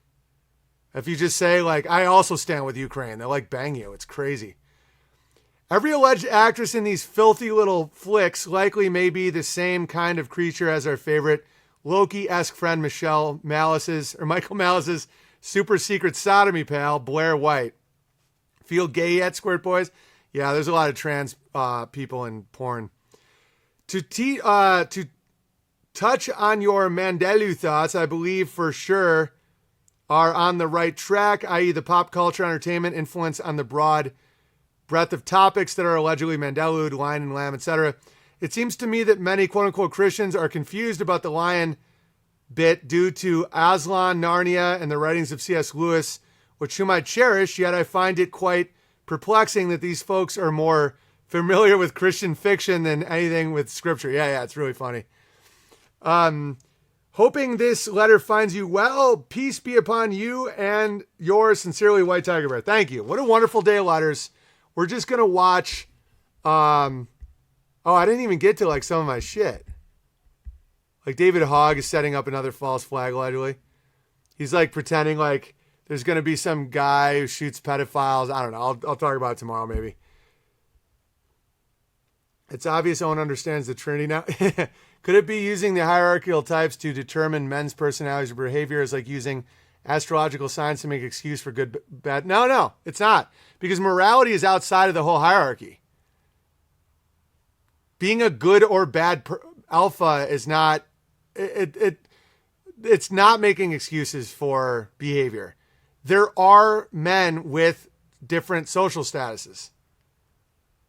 And Black Lady Bear, I don't even think you should be able to vote, let alone criticize my take on.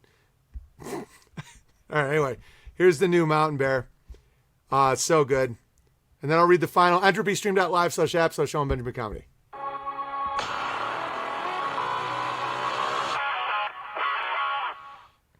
Man, this nigga, Kyrie Irving think he's above the vaccine. Listen, nigga, we didn't want to take the vaccine, but our Jew master said we had to, or else we don't get our money. Nigga, you don't even care about the black people. Accord the Tuskegee experiment, where the CDC openly injected blacks with poison to sterilize them and give them syphilis. Yeah, we all know them conspiracy theorists that are not open fact. But Kyrie Irving, why don't you play ball? Nigga, all the white men at Pfizer and shit, they want you to inject poison in your body. Nigga, you do it. Or else you ain't a nigga. You some kind of free-thinking black man. Nigga, you ain't free. Nigga, we give you money. Kyrie Irving? Man, you let us down, Kyrie. Nigga, when a Jew tells you to inject something in your body, you do it right then. You don't put up a fuss. You don't fucking have your own ideas and thoughts. Nigga, we didn't want the vaccine. I'm tasting blood all day long in my mouth. My leg don't work, Kyrie. But I get $8 million a year by the Jews. And if we go against them, they don't let us have our bananas. Yeah, man. Yeah, you want to drive a big car? You do what the Jews say. Look at me. I Shack. I do Radio Shack commercial. I tap dance for these niggas if they give me bananas. Okay? Listen, Kyrie, from one nigga to another. Do whatever the Jews say. I mean, I'm doing Old Spice commercials. I mean, what the fuck? Kyrie, I hate you because you free. So I will call you Uncle Tom because you won't do what your master say. I lost 2 toes on my motherfucking foot because the Jew told me to take a shot. Why won't you take a shot, Kyrie?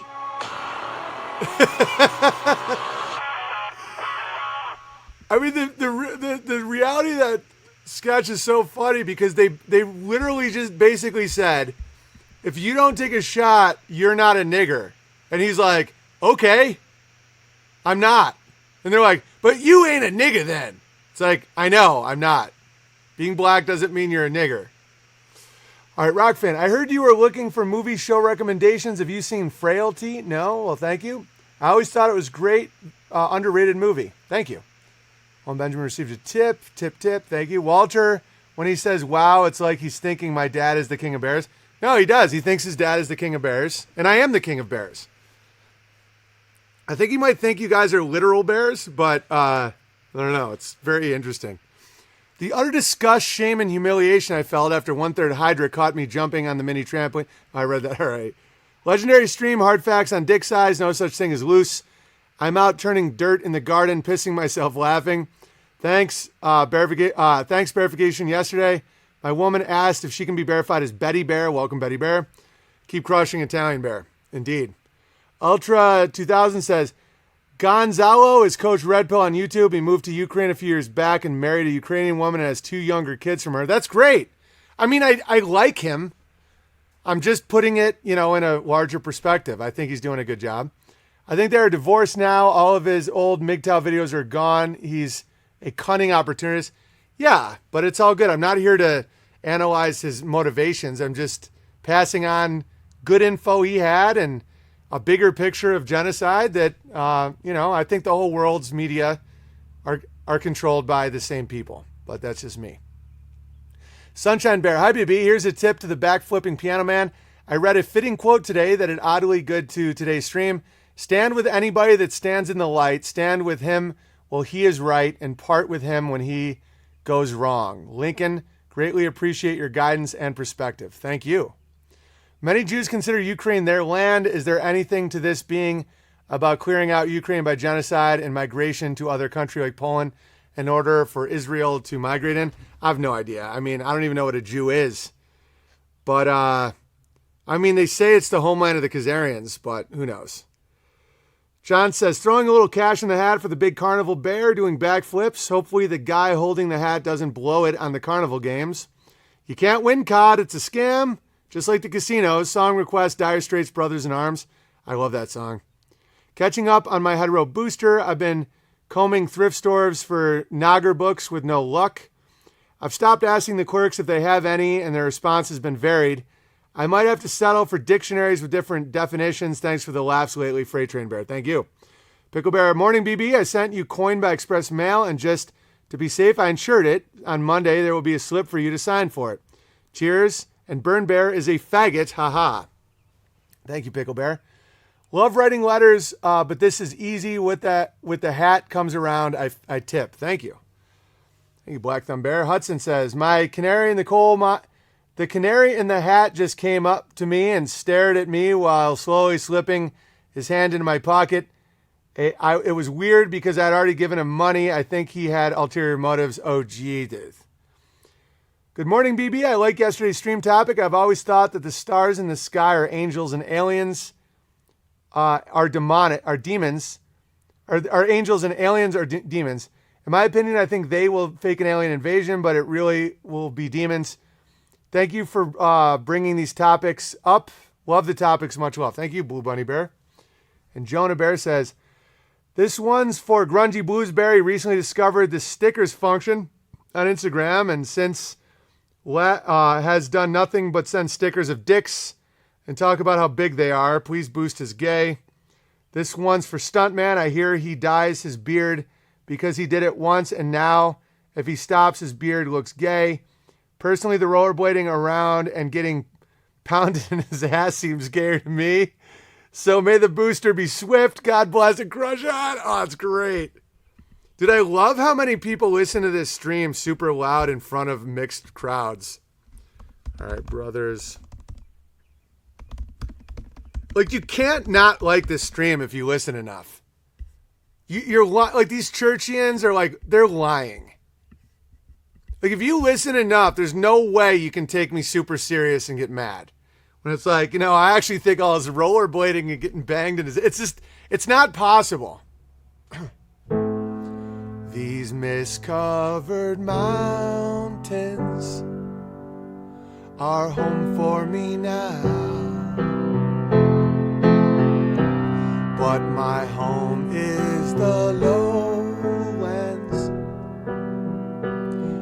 and always will be.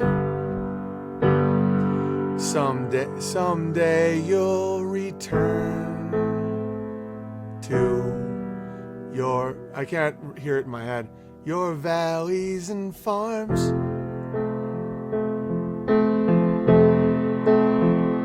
You'll no longer burn to be brothers in arms.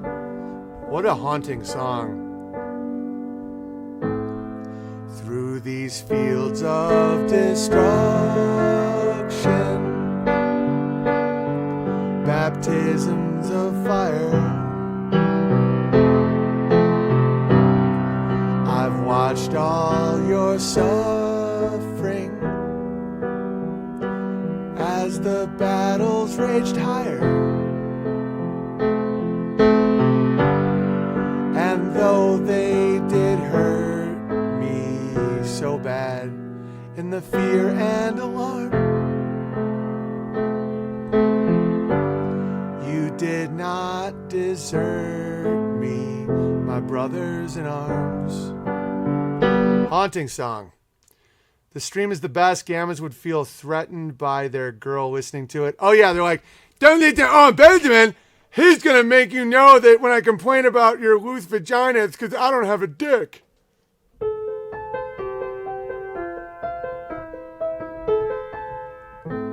Through these fields of destruction, baptisms of fire.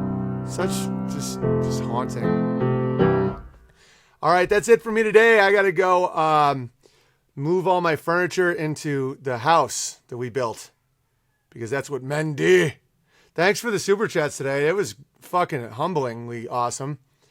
P.O. Box 490, Sandpoint, Idaho 83864. Thanks, as always, to the great Mountain Bear who crushed it, as always. Please take that sketch, that cartoon from unbearablesmedia.com, censor it, put it on Twitter, put it on Facebook, put it on YouTube. I really, really hope Kyrie Irving sees that and laughs. Thanks for my Brahmin buddy who sent me a fox. Thanks for the whip and the gay little hat. Wonderful day. This weekend I'm going to be talking at the Night of Freedom. I don't remember what it's called, but it's my buddy's putting it on in Spokane. I don't know what to expect. I'm not doing stand-up. I'm just going to do a talk. So I'll let you guys know how that went. Maybe we'll tape it. I don't know. I have to find clothes that fit me that aren't covered in animal fucking shit. I don't even have nice clothes. Sandpoint doesn't even have nice clothes for men. It's hilarious. I see it as a good thing. The only store to buy men's clothes in Sandpoint is farm stores. Swear to God. And I went to Coeur d'Alene to look for clothes. And they don't even have much. They have a Macy's with nothing in it for anyone over 5'5". But I'll find something so I don't embarrass my friend and just show up in a hoodie. I'm never wearing a tie again though. I think it's to imply that you're always willing to hang yourself for the grabbler. Tape it for us, Bard King. I will give it a shot. I'm going to bring a couple buddies with me. So because like a black, I like to roll deep. All right. Yeah, I don't own nice clothes anymore. Since I used to wear those fruity suits in Hollywood, I've gained like 50 pounds. I mean, it's 6'8". That's not that crazy, but it's enough to not fit into any of my suits. And let me read these final super chats. BB, is it possible to re-verify Denmark as Brown Thumb Bear? Just curious. No, you have to pick it yourself. We don't use bear names as a tax. But if he wants to be Brown Thumb Bear, he can. Golden Sun Bear, not sure where I fall in the hierarchy, but I used to tell an ex-girlfriend I'm trying to become better, but she wouldn't get that and would just say that good men are born good. Thoughts? She's wrong. Born men aren't just born good. You can become a better person. Morality has nothing to do with your social sexual hierarchy. You know, I think different levels have different sin that attacks them. Alphas, it's lust, wrath, more. You know, omegas have different depression, despair. You know, different categories have different attacks, but it's still the same battle of morality. Being an alpha doesn't make you a better person at all or more excusable for your actions. Just like a depressed omega. Omegas are more likely to be depressed. They don't have social lives. Human beings, no matter what your tendencies are, being alone for a lot of your life does many times lead to depression, despair, addiction. And just like the alpha can't say, oh, I'm an alpha, I just fuck. An omega can't say, oh, I'm an omega, I'm just always sad. You know? It's a very similar thing. Like the omega, they're more likely to be depressed. They're more likely to be despondent because they don't have the same social group to keep them afloat. But that's no excuse. Despair is a sin. Depression is a sin. Infidelity is a sin. Different groups will be attacked by different types of sin. And so Black Lady Bear, I'm not saying the alpha has an excuse. It's like saying the omega has an excuse. Oh, of course I'm depressed. I live alone in a cabin in the woods. It's like, it's still a sin. It's more likely to hit an omega. Depression is more likely to, and despondency is more likely to hit an omega than an alpha. But it doesn't make it any better. All right, guys, I will see you Monday. Be fruitful and multiply. Don't be fruity and blow a guy.